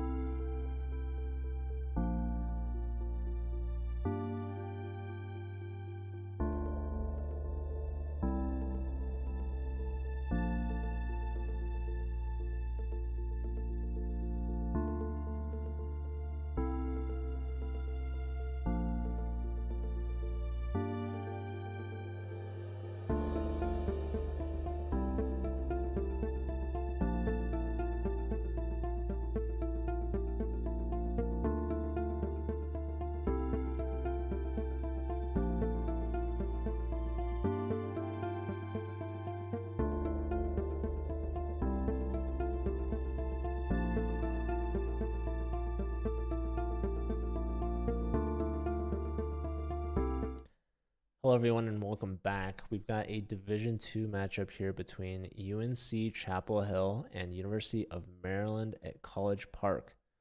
So let's tune in and check this out. Here we've got round one underway. These two teams, both pretty good here in Division II. We've watched UNC before. We haven't watched Maryland yet, but Maryland's got some strong players. Here we've got Bison Beijing at 2,400. Top board here, it seems. Here we've got Up in Lights. This is UNC's top board, 2,500. That is pretty high up there. And we have Naveen, also from UNC, at 2,400. Next best player for Maryland is Andrew Deep, who is at 2,161. So UNC is definitely the rating favorite, it seems. But we'll see. Maryland has a strong team. They've got strong players. So, yeah, should be a good match. Let's keep an eye on this game here. This is the closest rating for this first round. 2100 versus 2000. The Green Dinosaur, Rohan. The bottom board for UNC is 1876 here. This is Neo. So Maryland has its chances, even though they might be outrated on the top boards. They make up for it on the bottom boards. So, who's Spice Dog? Did they have a name change or something?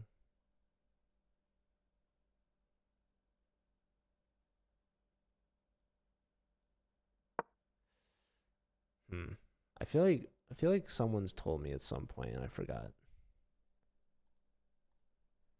Maybe I should check.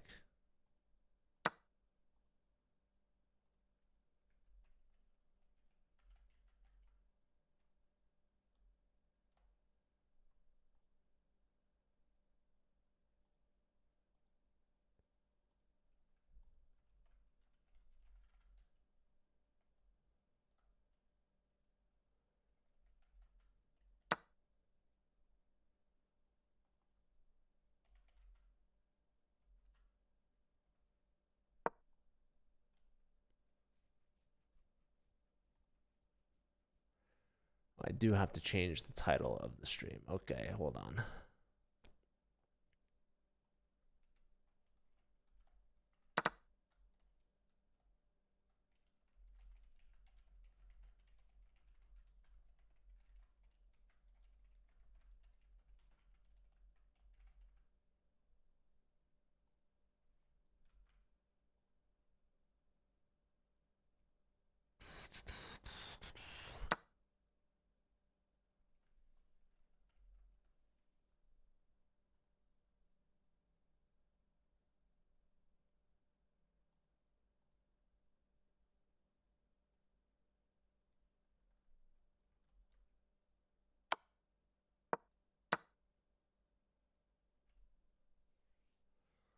All right, we have results. Naveen won.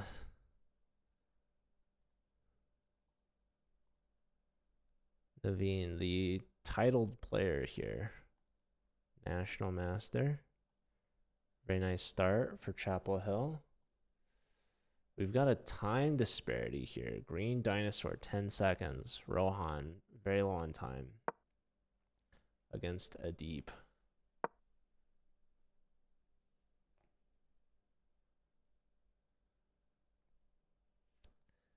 Bishop back.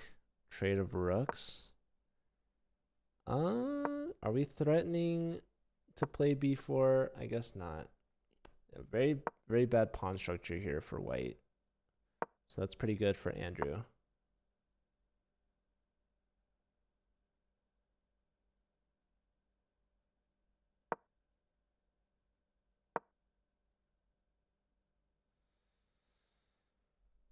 Okay. So, okay. We've got this match, and then we'll have an hour break before Mizzou versus Chicago. Definitely the star matchup for today. And then tomorrow we've got another big one with Yale versus UT Dallas. So, all right. Yeah, white does have a 2-on-1 majority on the outside, so that's pretty cool. Pawn push, interesting.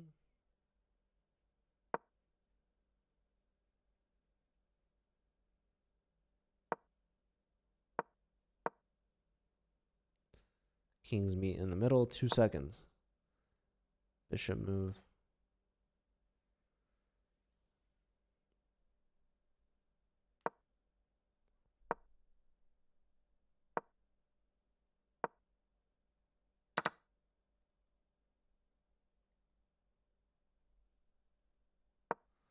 All right, traded that last pawn off.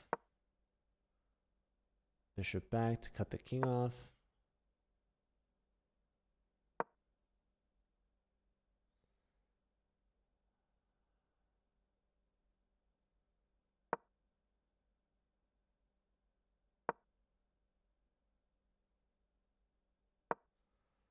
Very low time. 2 seconds. 1 second. Bishop back. All right, how to make progress for black.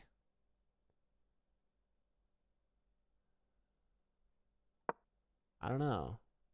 Here you lose, I think. I don't know. Bishop back. Going after the D pawn.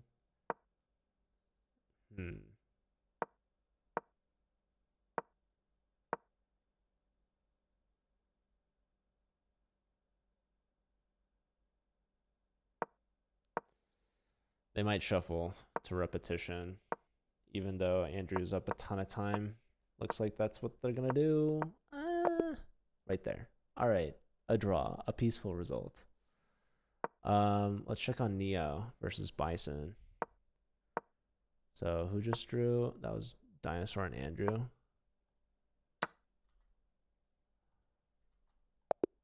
Not bad for Rohan. All right. Here, Bison wins. No surprise there. No upset. All right, so tied at 1.5, 1.5. And here it looks like Thomas should be the favorite, but Spice Dog is actually winning. I don't know who Spice Dog is. Yo, Papa Pizza with the raid. How'd you guys do against Georgia Tech? I probably should have streamed that match instead. But oh well. 11-5 win. Very nice. That's good. Almost swept. Okay.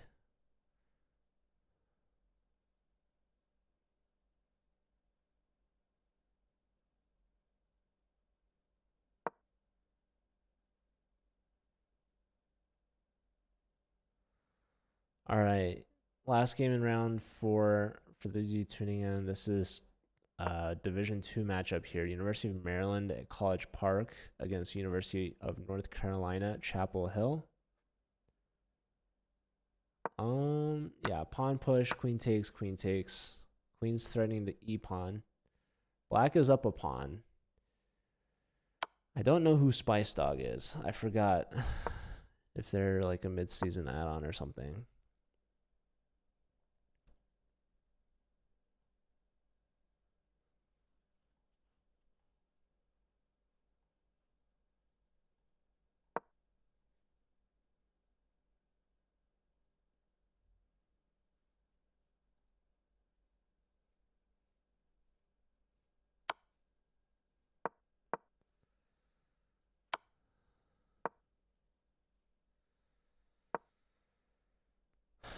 Okay.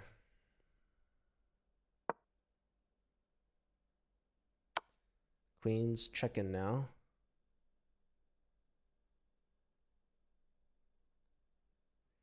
McGill A plays Georgia Tech C in Division 3 at 12:30. So that's 12:30 in like what 13 minutes. I'm covering this match, so I won't be able to cover that one, unfortunately. Sorry, Jam. But yeah, thanks for letting me know. Ooh, White's got this passed pawn now. Is it a threat? I mean, I think so.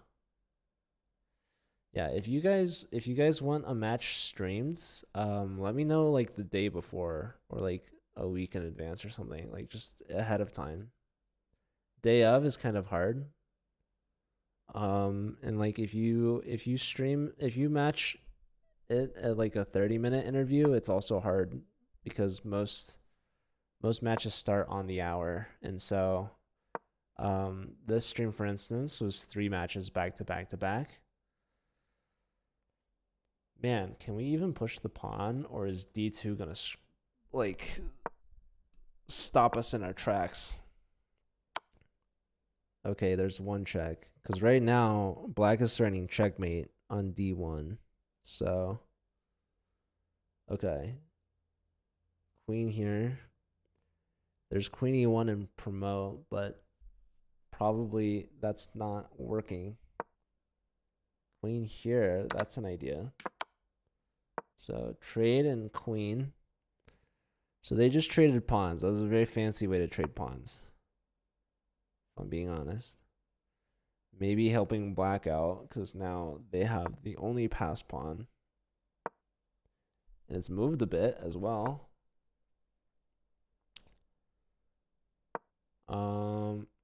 Hmm. Ooh. Computer does not like that one.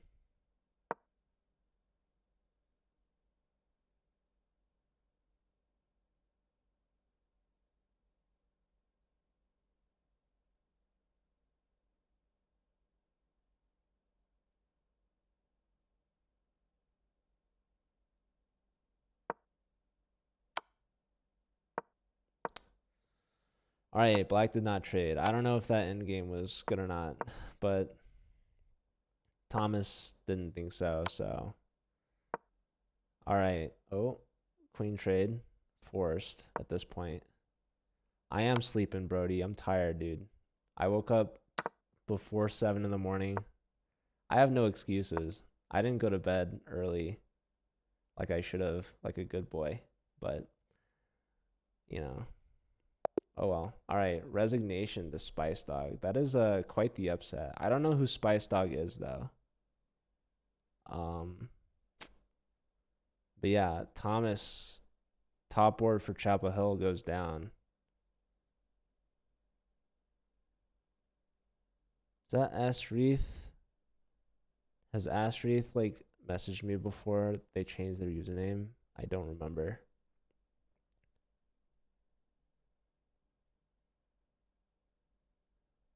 Flipped around between matches? No, I typically stick to one match at a time. Where I had a guy from Maryland message me at one point. I have to find it.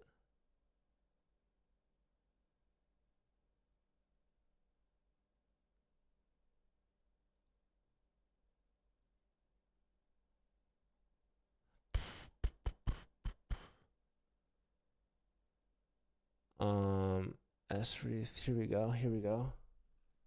Yeah.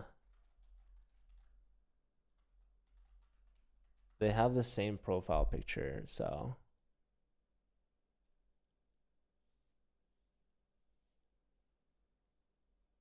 Cougar Chess is in shambles. What happened?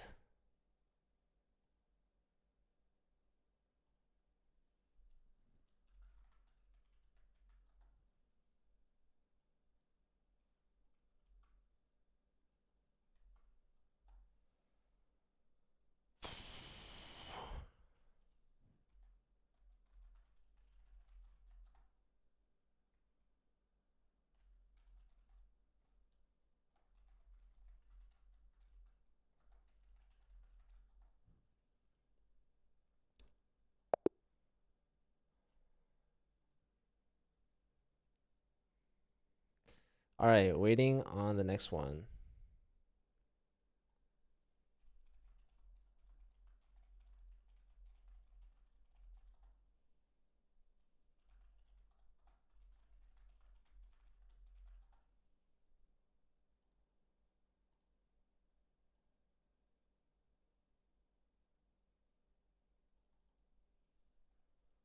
On UMCP, College Park.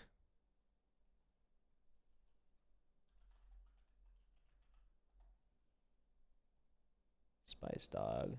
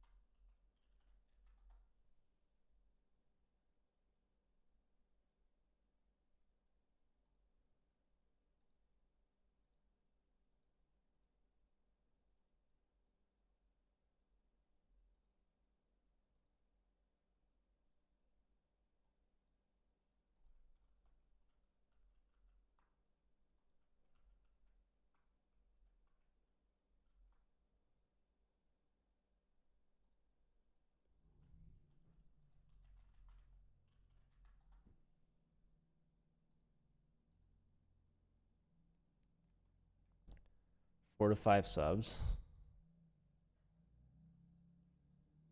Scheduling's a nightmare. Is that so? I don't know why they haven't started the next round yet. What's going on, people?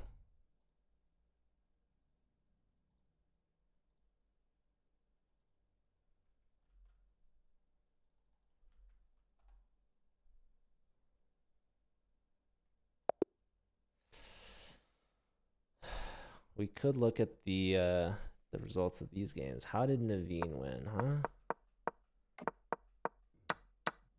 Takes a pawn, loses a pawn, checks, checks, checks. Bishop block. Check and... Ooh, that's a nice little mate. If you go here, there's block, but... Yeah. Taking advantage of the pen. Gnarly knight getting in there.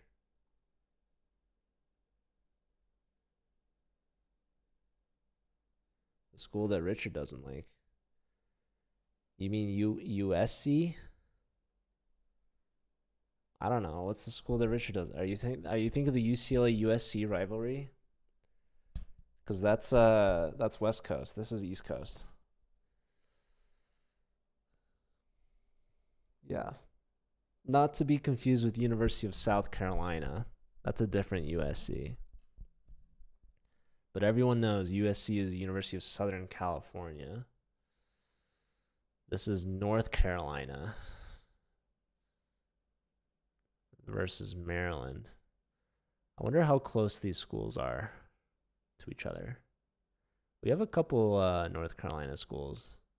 We've got like Duke and like Wake Forest. I think we have North Carolina State. Yeah, UNC plays Duke, I believe, in round 7. Best for last. We tried to put the rivalry matchups towards the end. So if SIUC was playing against SIUE, we put it round 7, I think. Unless SIUE has a bigger rivalry with Michigan. But we all saw that happen week 1, so I don't know. I don't know who SIUE's biggest rivals are. I would guess it's Carbondale. But, you know, there's a lot of Illinois schools out there. There's University of Illinois. There's all the schools in Chicago, like University of Chicago. There's Northwestern. I believe Northwestern is playing SLU today. So we have 2 Missouri versus Chicago matches. There's SLU versus Northwestern. I think SLU's going to win that one. Why am I not seeing the games? I feel like I'm just rambling on right now.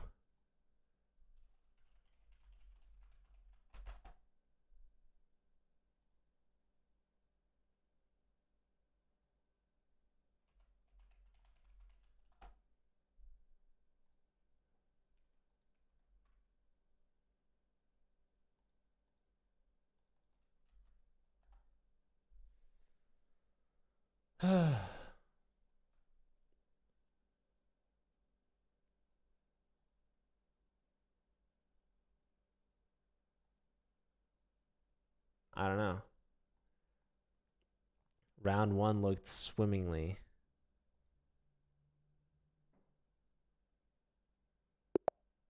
Subpar chess. Dang, Brody. All right, here we go. Spice Dog versus the Green Dinosaur. Put your bets in now, folks. Biggest rivals are SLU Webster. Texas Tech in there, huh? Brody, I don't even know if those schools have heard of you. Maybe SLU would know you. I don't know. All right, what is this? This is called a Banco Gambit half accepted Zaitsev. We just won by half a point. Pringle winner. Hello. Repping Boston. Nice win.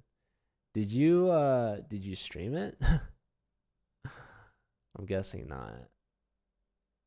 Man, when did you guys? I don't know. What division are you guys in? I feel like Boston was in like D4. I don't think is Boston College playing.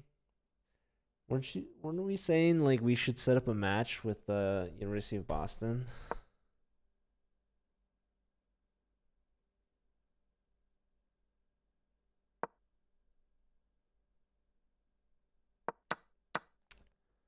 All right, King takes on F1, so no castling. Well, I don't think I've seen the internet connection so bad. It's not even showing. Very, oh, it says very, oh, it's just the clock is overlaid over it because Green Dinosaur 2022 is just such a long name from Rohan, including BC. Yeah, I know they have a chess club. I didn't think they were part of the CCL though. All right, so when your king is on F1 and you can't castle, what do? You push that H pawn, and there it goes. All right, so we've got all 4 games underway, which is fantastic news. Let's watch the two 2400s go at it. This is more a matchup that Brody can resonate with. Brody being a fellow 2000 plus player. He definitely is expect. I think something cool that happened recently, you guys. We all know that chess.com's been experiencing some issues with servers with the influx of new users. I think that chess.com recently just broke their daily active user record. It's over 12 million people at one time, which is really impressive, by the way. Huge props to them. So what they've been doing at peak server times, they've been limiting who can use the servers. So, how do they choose? Well, if you're a premium member, you get priority. So if you don't have premium, then you might not be able to play at peak times. So that was definitely a hindrance to Collegiate Chess League operations, as some teams were not able to play and the servers were not letting them play. So what we did just recently is we gifted every CCL player that didn't have a membership a gold membership, which gives them the premium account for priority to the servers. So I see Bison here has a gold membership. I have no idea if they already had it or if this was gifted recently, but pretty happy to say that we're providing every member of the Collegiate Chess League a free membership for the season. So yeah, chess.com's committed to helping college players play chess.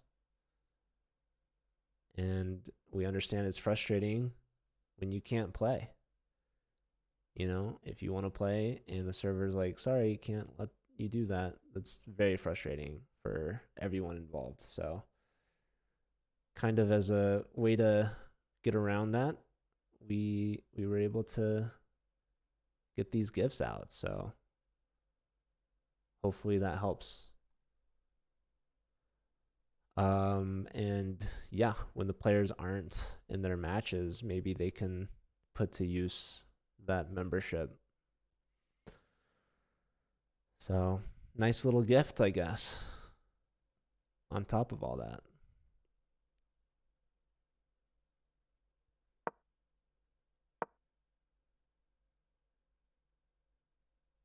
So gifting your memberships to the CCL team. Well, they should already have the membership, I guess is what I'm saying. So you don't have to do that. All right, so knight takes back. The bishop's been freed. And black's still looking to castle. Let's check on Thomas. 2458. Yeah, see, they also have a gold membership, so playing against a deep. Andrew Deep.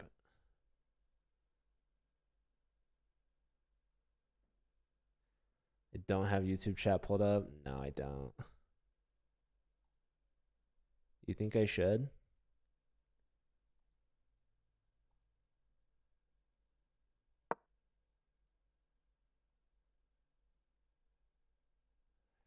But I don't see the YouTube chat or that you messaged at all.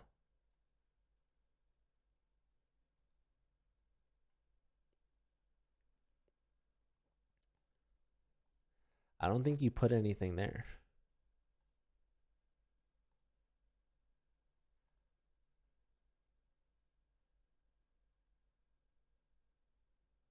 Oh, a few streams ago. So when you say you concluded, I mean, yeah, there's a way that I can see it, but it's not worth me looking there at a time like this.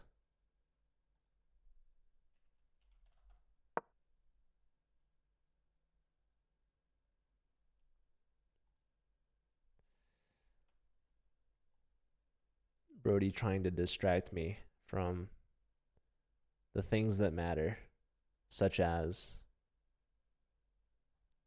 Twitch chat and some college chess. All right. So the games are getting down to the wire. This is really what I live for, is the time scrambles. So, you know, this whole part of the match leading up to this, you know, the two players jockeying for position over the board. It's like you know, I'm just here for the results, you know. I want to see the checkmates. I want to see the dirty flags. I want to see the blunders. That's what I'm here for. Let's see. Spice Dog. Spice Dog had an upset win round 1, giving their team the lead, taking down Thomas, big 2500 player from Chapel Hill. So yeah, Chapel Hill, they just lost to Duke in basketball, right? That's their rivals. I was watching that game last week, and yeah,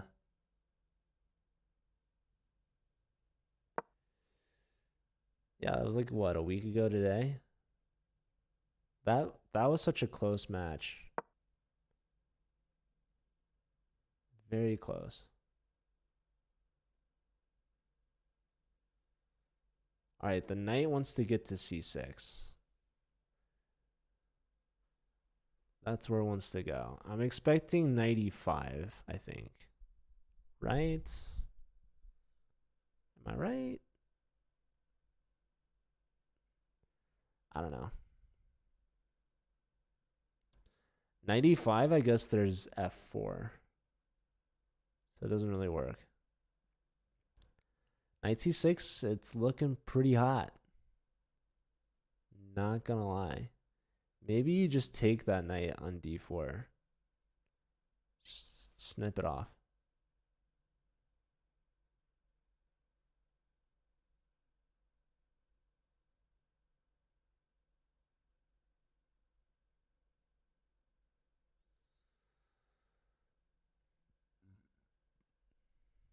Yeah, both players under a minute here. Black hesitant, obviously, to give up the dark square bishop, right? But what else are you doing about knight c6? Here takes, here.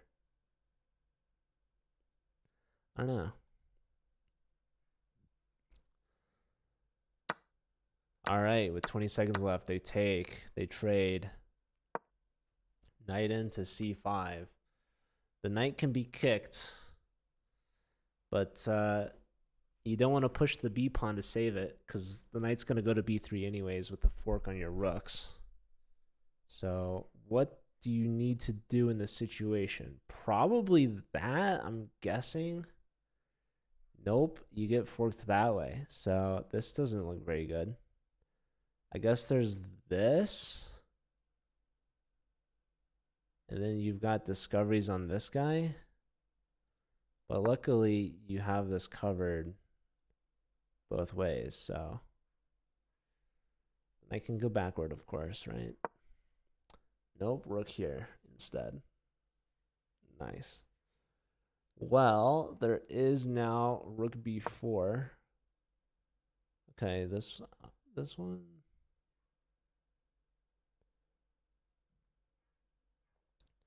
I guess the b pawn is still bait. Both sides under 10 seconds. Holy smokes. All right, are we pushing the pawn now? We attack the knight. Knight d7, clearly only move. 5 seconds for both sides. What's going on? All right, knight's moved. That's a check. Not going up, which is interesting. Uh-oh, there goes the f-pawn. What? Didn't take the f-pawn. Rook's hit. What's the knight doing there? Why aren't we pushing c7? Hello? c7. Oh. Rook's doubled. Check. Hold on. Where's the knockout? Knight g1. Only move. Oh my goodness. Knight g1 threatening rook f1. Mates. Spice Dog. Surviving. Rohan not able to find knight g1. So tough to see that. Spice Dog improves to 2 out of 2. Big result there. Neo won their game. So let's give them their first point. Keeping Chapel Hill in it. They beat Kevin Zhang. All right, here's a game. I guess Andrew's keeping it close. But down a ton of pawns. Too many pawns. Let's check on Naveen. Here's our 2400 match up. Looks like black is doing well. Just better active pieces. Threatening mate in 2, by the way. There's a check. Gotta dodge it. Rook f1's a mate threat. Okay. Move the knight somewhere. Yeah, going for the smothered mate. But I guess the knight could take. But we got that pass pawn, you know? Alright. Not trading knights. A bold strategy, perhaps. Rook c6. There goes your b pawn. 1 second. No, Bison. Getting flagged by Naveen. So Naveen improves to 2 out of 2. And let's see. One last game in this round. Andrew versus Thomas. Thomas got upset. But maybe UNC, they're going to take the lead back. Just like that. So a big round from them. They're leading now 4.5 to 3.5. This is a close one here, folks. So yeah, good round for Chapel Hill. I think only getting 1 point from Maryland was S. Reith. Spice Dog. Yes, it is 5+2. So they got flagged with increment.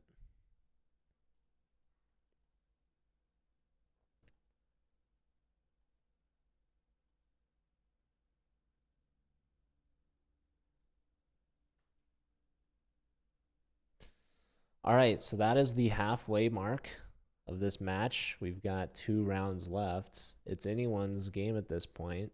Very back and forth. They're trading leads. 1 point lead for Maryland and now 1 point lead for Chapel Hill. So Chapel Hill takes the first half. We'll see what happens here in the second half. Very much a match still. Maryland within striking distance, especially with 2 rounds remaining.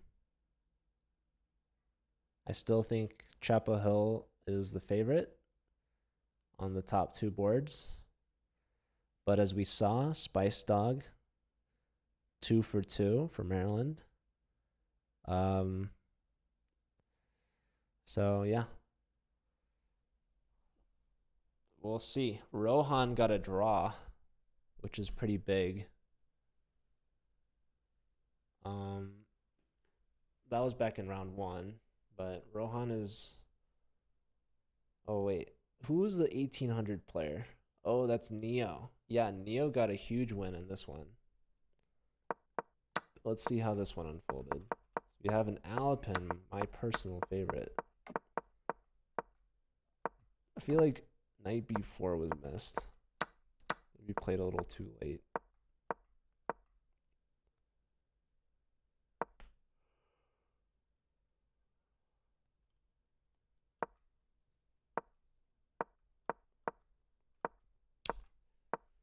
Yeah, just really well played here from white. Eventually gonna convert that. An exchange sacrifice. And a knight sacrifice. And another knight sacrifice. Wow. That's just such a beautiful sequence. Look at this. Boom. Check. Check. Sack. Another sacrifice. Followed by mate. Brutal game, man. Oh my goodness. Down a rook and a knight in that position. All right, we've got some games playing now. We've got Naveen versus Andrew. We've got some players with some underscores in their names. Rohan versus Kevin.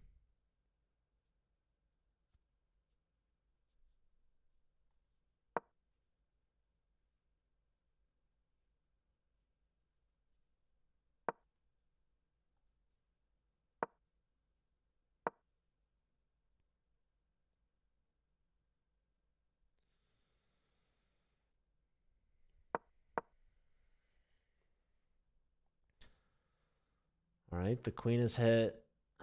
Black, could they give this check? I mean, what's going on here, folks?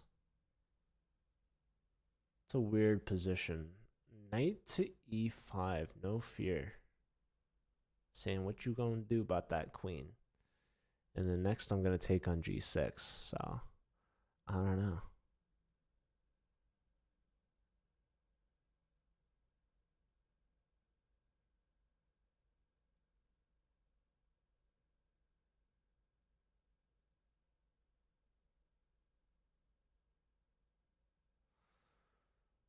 All right.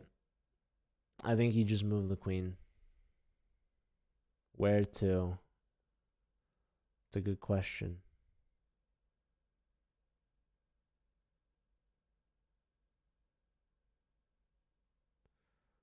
I mean, what's wrong with the queen d6?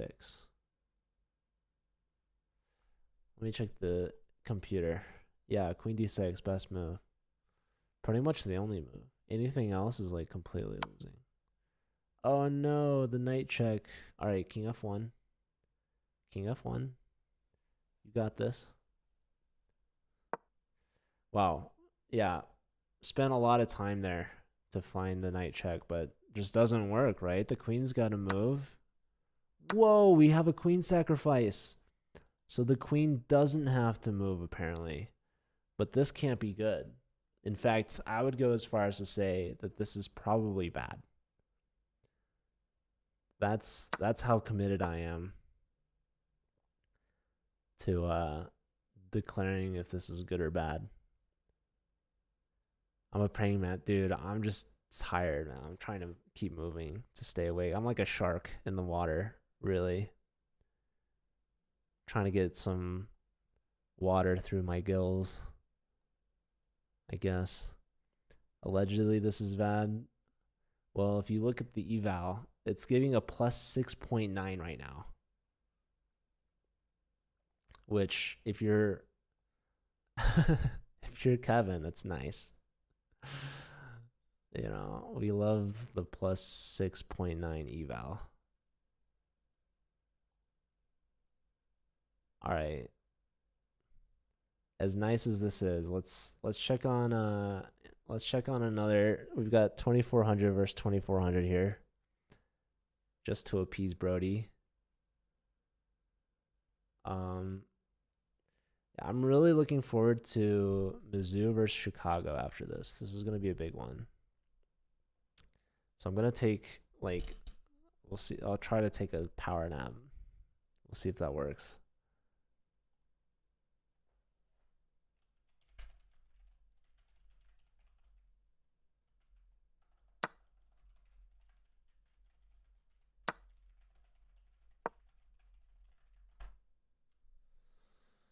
All right, let's get into the minds of the 2400s here. Let's see. Bison Beijing, by the way. Baller profile picture. Thomas rocking the default gray pawn. He's got the default gray pawn with the gold star. Bison's even updated the flare to the mustache. I mean, look at that custom profile picture. Probably paid an animator to make that, or I don't know. I don't know where you would get such a fine, exquisite piece of art. But rest assured, we know Bison Beijing is a man of culture. I want to see Bison Beijing versus level 3 Bison. That's a big matchup right there. For those of you that don't know, the level 3 Bison is the chess club leader ambassador from Howard University. He was one of our guests on the podcast. Yeah, I'm very excited to share our next podcast guest. Very excited. I don't think I can say who it is just yet because, you know, sometimes things change, right? So we'll announce it the day of. We'll see. But just keep an eye out. That's all I'll have to say. 6.9 is easily surmountable against the 2100. When you're plus 6.9, really, like, anything is possible. To be fair. All right. The H pawn has been saved by Mr. Beijing, also known as Bijan Thomas Sebi.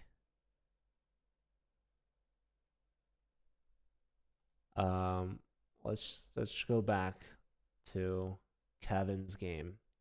Kevin's advantage is growing. His queen is on A1, so it looks like he captured that knight back. All right, going after the bishop, I like it. Going after that A pawn, I love it. Look at the time disparity. Not even the material is needed for this match right now. The knight's pinned. Just take that. Just take it. Ugh. Just take the knight. There it is. All right. Now take the pawn. You defend your pawn. And now what? Push some pawns. When in doubt, push the pawns out. All right. Going after the C pawn. Your D pawn's going to fall, but that's okay, right? Oh, can we pin it? Yep, it's pinned. It's no longer pinned.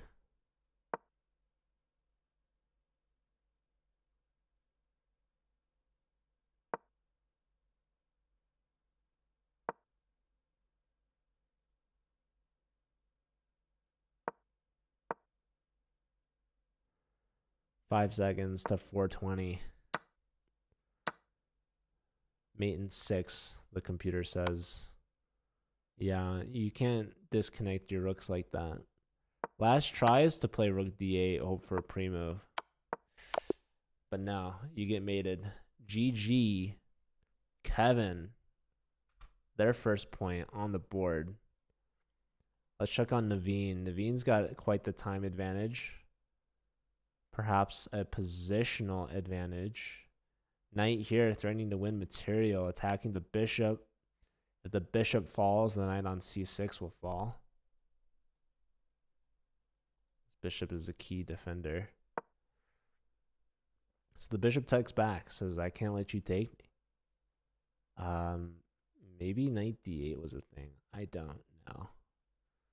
Maybe it's possible white could have sacked on d8, but now the knight on c5 can take the a pawn on a6, perhaps. Just an idea. Who knows?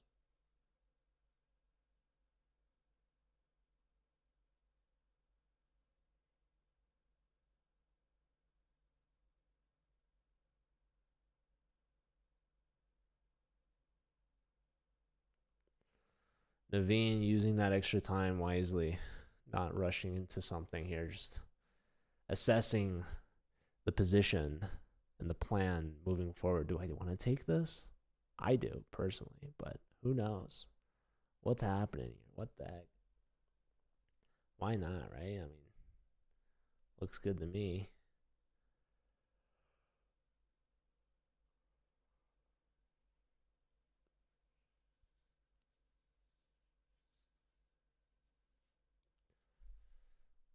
Let's check on Neo versus Spice Dog. Spice Dog, big time advantage, over 3 minutes to under 1 minute.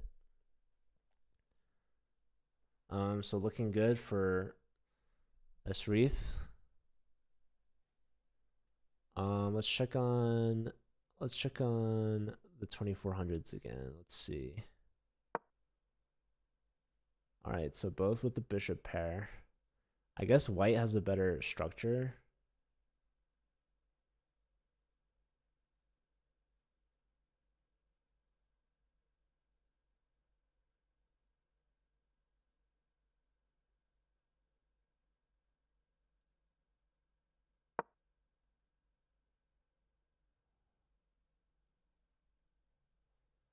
Minute 40 to 40 seconds. Oh, Andrew deep in a time scramble against Naveen. Both players under a minute now. Naveen's the favorite here.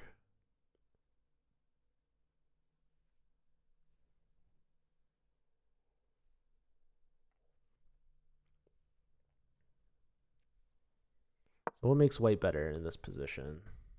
Both sides have their knights connected. The time is obviously a big one. The E pawn is hanging.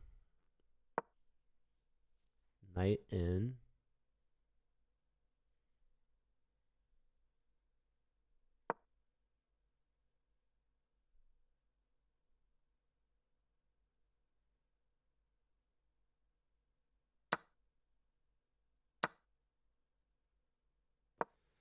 There goes the pawn.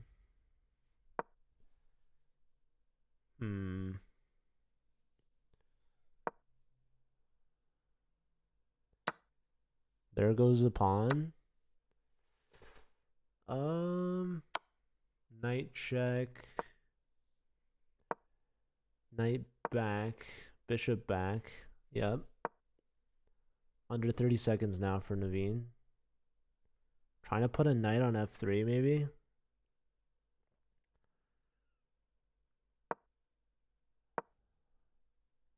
Knight there. Discovery on the knight on d4.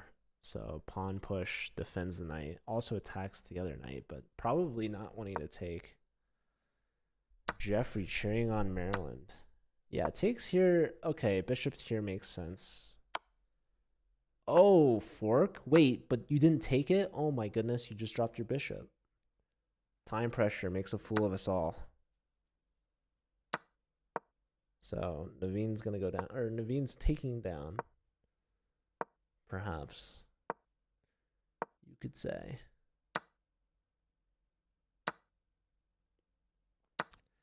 All right, trade of everything, and Naveen's left up a rook. Gonna mop up here. We get a resignation. Naveen, perfect. 3 out of 3.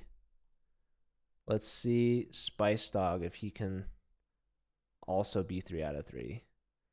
Looks like he's doing well. His opponent, Neo, 4 seconds on the clock.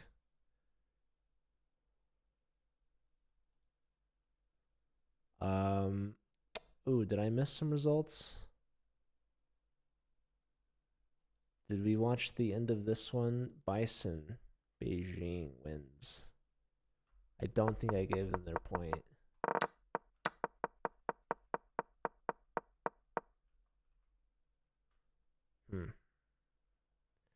Was the bishop trapped here? Probably. Yeah. All right. One last game in this round.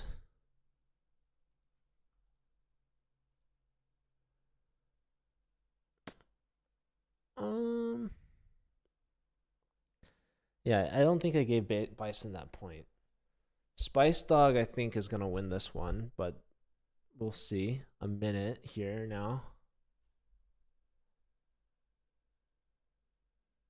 The CS majors in my robotics club to make a makeshift chess engine. That'd be pretty cool.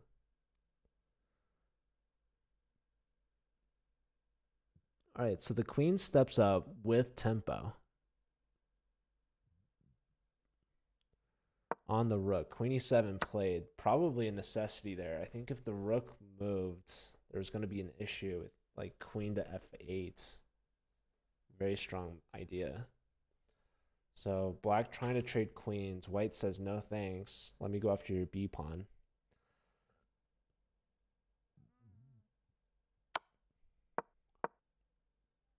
Check. The rook is hit. Queen c7, pawn block. Hold up now. Oh my goodness, h4. Brutal move. 3 seconds for Neo. Rook defends. H takes. Rook takes. There's rook check. And there goes your game. Checkmate. So Spice Dog, 3 for 3. And with that, Maryland takes the lead back. Is that right? They're trading back and forth here, ladies and gentlemen. This is as close as it gets.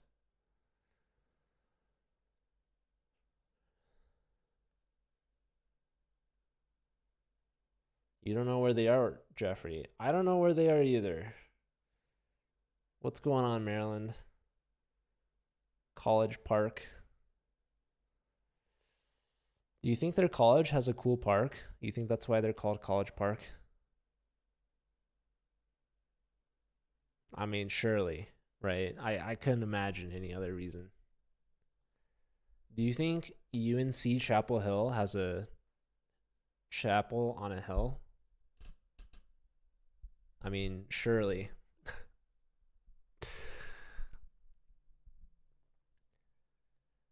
I mean, okay, I think in all fairness, I think College Park is like the name of the actual city, right? Well, okay, I guess is Chapel Hill also the name of the city? They got some interesting city names out there, out on the East Coast.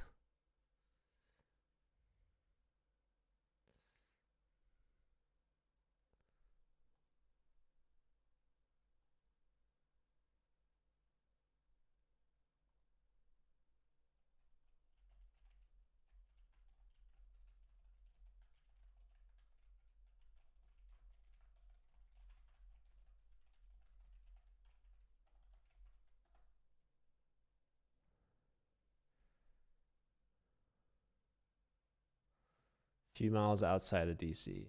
Yeah.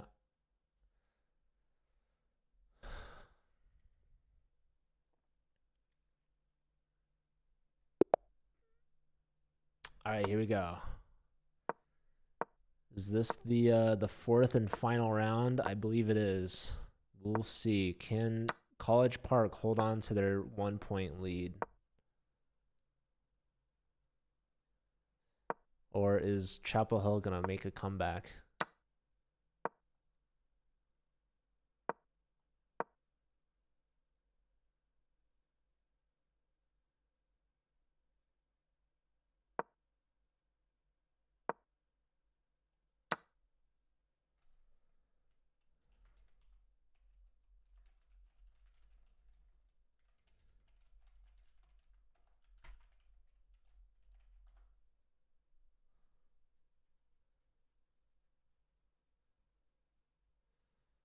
All right, Neo versus Andrew. Andrew only has a half point, which is interesting. I thought they were doing better.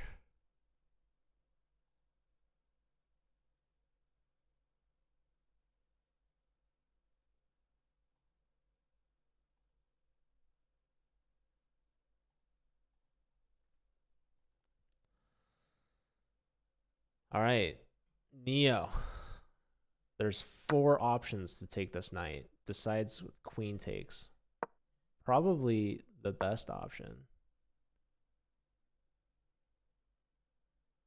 White has a strong center. Look at those pawns. All right, so bishop out, defending the D pawn, perhaps allowing for bishop to D3 to develop, to get castled. Maybe bishop E2 will be played instead. All right, all four games underway. Who do we watch? They're all mismatches. So we've got Naveen. Well, okay.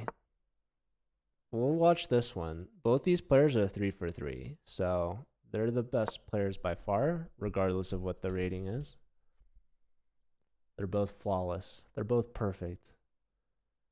3 for 3. Couldn't be any better. But now they're playing up against another perfect player. Who has what it takes? Is Naveen with his 2400 National Master title going to take down Spice Dog? Naveen's got the change of heart picture from Yu-Gi-Oh, I believe. But Spice Dog has the well-known meme. Bijan is 2300 USCF. Bijan is 2400 chess.com. So, but don't see a title. Jeffrey knows all the titles of the player. You'd be a good chess.com support specialist, going around trying to verify everyone's accounts. You met them at Pan Am's. That's good.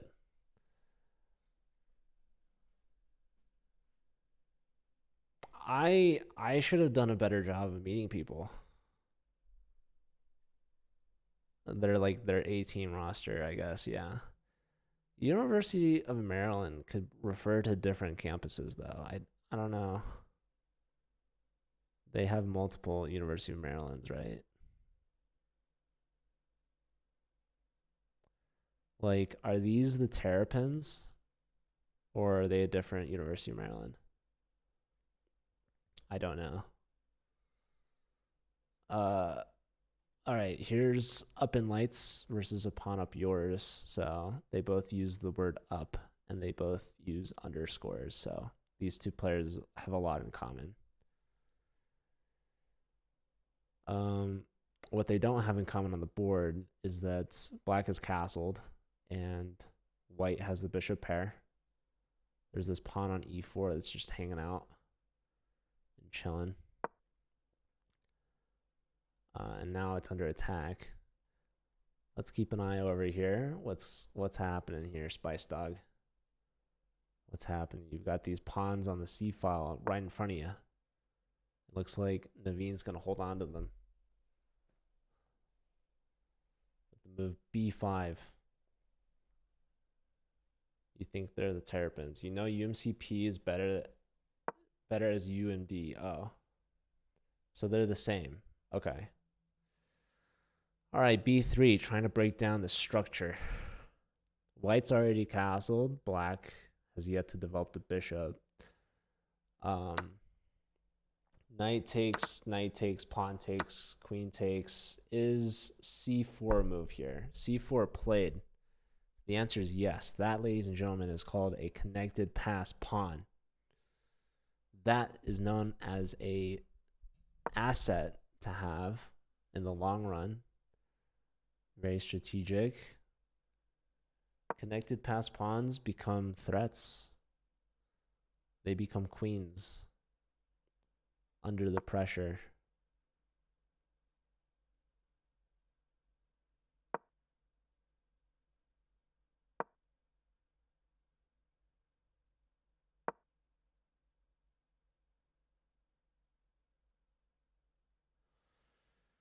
Bishop to e4. That is a skewer, folks. Rook b1, a blunder. A blunder from the Spice Dog. So he just has to tuck the queen back, allow Naveen to take the exchange. Does he even want it? That's the question.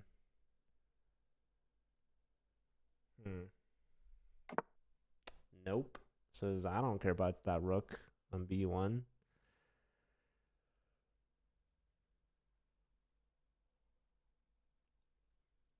Save the rook if you want. There it goes. Rook saved. Is it worth it? That bishop is pretty good. So queen to d5 now, threatening to win material, threatening to take twice on f3, lining the queen and bishop up. If the knight moves, you got to protect the bishop behind it. So knight e1 is played. Now we do see the trade. We could see the knight's fianchetto now, so not the best. Queen f3 is one idea.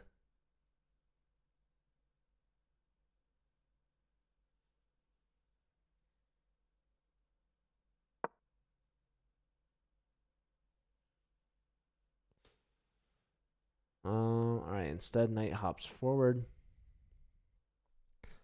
2 minutes to 3 minutes. Oh, Neo, very long time, 37 seconds to Andrew. So Andrew looking for their first win of the match, and this would be a very good time to do it. If there's a better time than now, I guess it would be like overtime, but we're not there yet. Still lots of chess to be played. All right, knight to b6. Attacking the rook in the corner. And look at these bishops for Andrew, man. Oh my goodness. That rook might as well be cooked. That doesn't look good. Man, those bishops just cutting into the rook's position. So any knight move now is a discovery.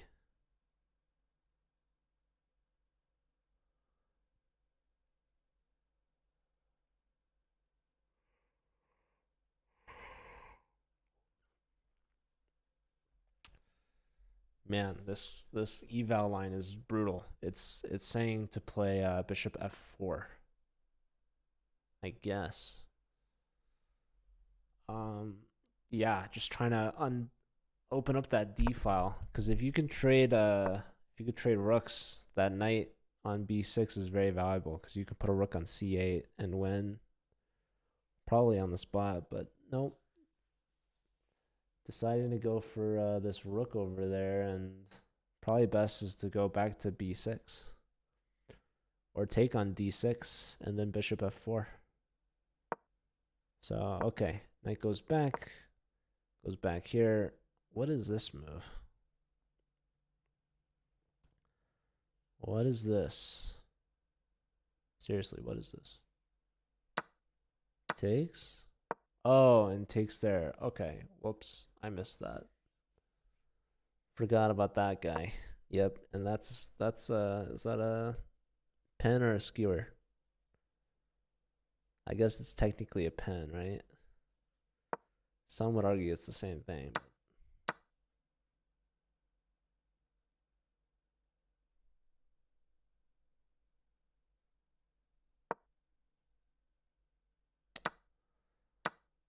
Okay, up in lights 1. Thomas. Okay, that ties it up for UNC. Only 2 out of 4 for Thomas. Andrew gets their first win. That gives the lead back to Maryland. Let's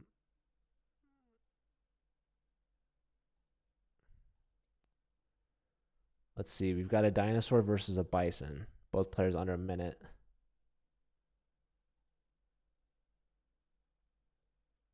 Naveen's doing pretty well, it seems.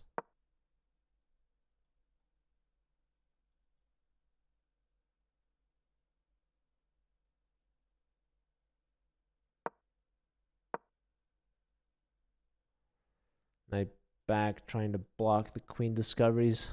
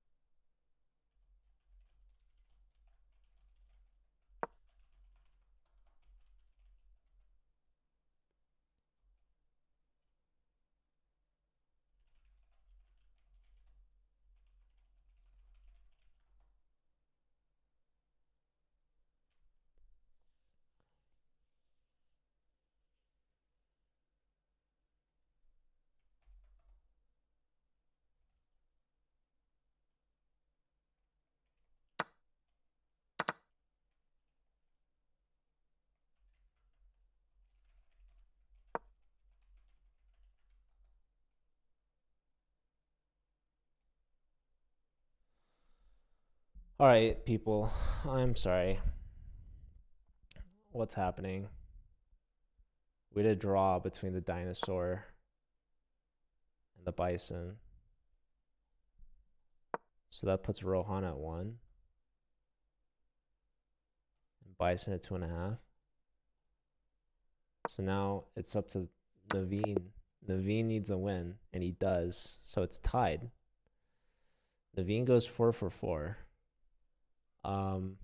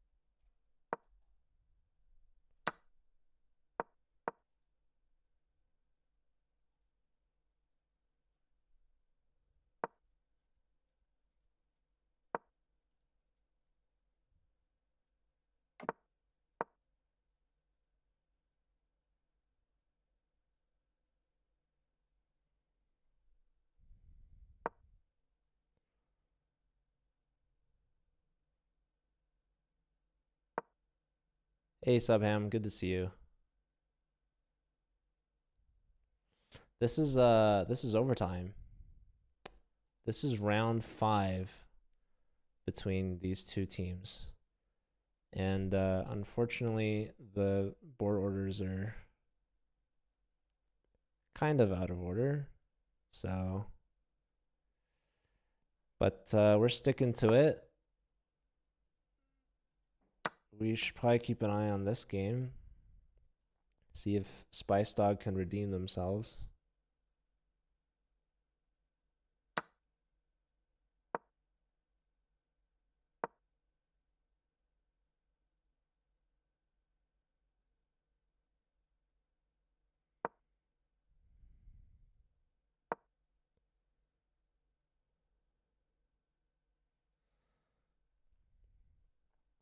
So yeah, I guess this match has been really back and forth. It was Maryland with the lead, then North Carolina, and then Maryland again, and then North Carolina tied it in the final round. So now we're in round 5. And I guess that favors North Carolina. If they won round 4 and round 5 is a repeat of round 4, then it's the pressure's on Maryland to change up the results.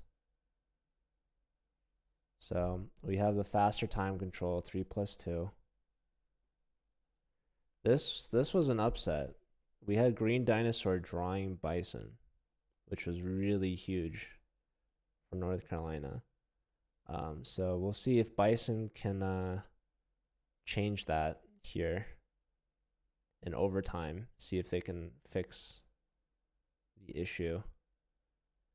Bishop there. Oh, this is a blunder. Wow. Yeah, bishop here, very annoying, right? Preventing us from castling. And the problem with this move is this. So, yeah, not Bison's best finish. And yeah, Rohan sees it, plays it, and I mean, Bison, they drew the first game. They might actually just lose this one. So they say don't touch the F pawn, and this is one reason why. Hard to castle, right? And then you're vulnerable to checks. Really tough way for this to go for the Bison.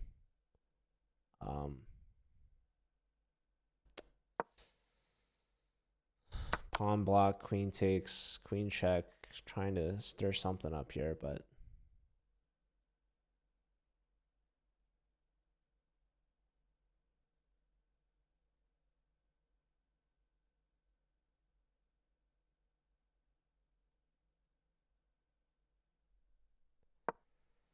that's really good news for North Carolina.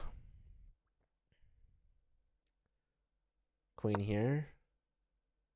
Get the queens off. Queen side castle. Probably king d2 is my guess. I don't know. Queen side for both sides. Yeah, just completely down a piece. Just kind of crazy. Probably rook he1, but no. Trading off more material here. Maybe rook e2 is good. This threatens what? Knight d3 check. Maybe rook d1.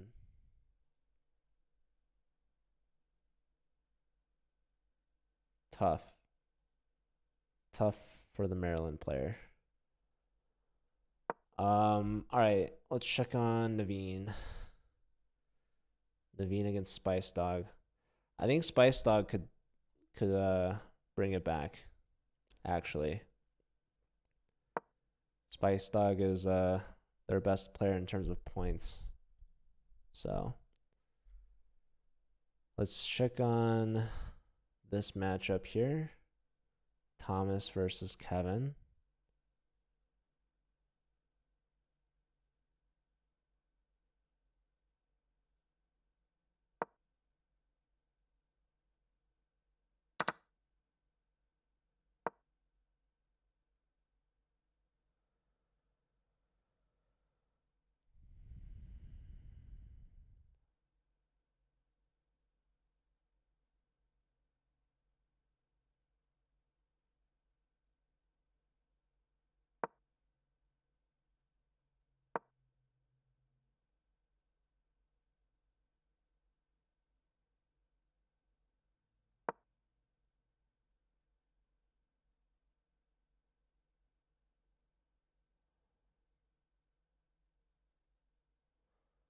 Why not take on a6?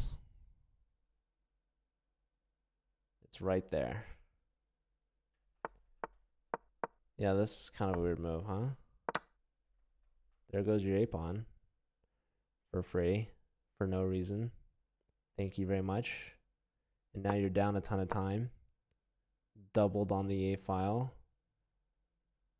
That's all the activity you need, really. You could trade down. Takes. I mean, a draw would be good for Kevin, for sure. Okay, we had a result. Neo won against Andrew. That's looking good for Chapel Hill. Let's see, how did this one finish? So I'm pretty sure Andrew won this one. Yeah, look at these checks, man. Whoa. Takes that way. That's mate in one right there. Jeez. All right. Let's go. Bison's at 8 seconds, and he's down a whole piece. He's down more.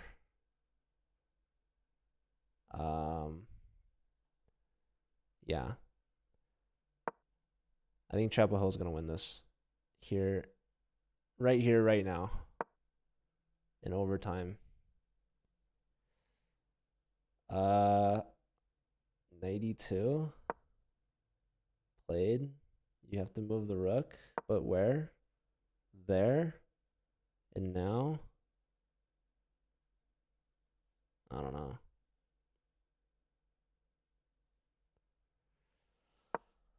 Whoa! Rook to d2. Wait, that's a check. Hold on. That's another check. Hold on. Check. Check. Why not to g5? Huh. Maybe like h4 or something. Pawn takes. Bishop takes. Pawn takes. Queen h8. Oh, wow. This is perpetual. Queen block. Hold on. You have a rook now. Oh my goodness. Swindle galore. Spice Dog. What did you need to do? I think after bishop g6, you just don't take with the pawn or something. This is wild. You can sack the rook. Yeah. Nah, GG, dude. GG. Nice played by Naveen, dude. Pulling out all the tricks. Yeah, Naveen wins that one. So he improves to 5 out of 5. Black wins by resignation, up in lights. So yeah, this might be a sweep in overtime. Yeah, it actually is. So with that, final score 12-8. So tied in regular match, and then a sweep from Chapel Hill in overtime in the 3+2. They must be 3+2 specialists because they won every single board on that one. So congrats to Chapel Hill, a close one. They were trailing initially. They swapped leads every single round in the regular match, the first 4 rounds, and then overtime they took it away. 4-0, 4-zip sweep. 12-8 final score. Chapel Hill taking down University of Maryland. So congrats to the Tar Heels, right? I believe that's their mascot. Taking down the Terrapins. But yeah, with that, we're going to take a quick break. I'll be back in about 30 minutes. We have a big matchup, Division I, Mizzou versus University of Chicago. These are 2 teams that have won the Collegiate Chess League before, and they're looking to win again this season. So yeah, should be very fun and exciting. We've got, I mean, this might be the biggest match of the week right here. So stay tuned. We'll be back in 30 minutes. We're actually going to end the stream and send you guys off on our raid, and we'll be back. So stick around for the raid. We'll find someone to go support. And yeah, I'll be back in 30 minutes. So take care.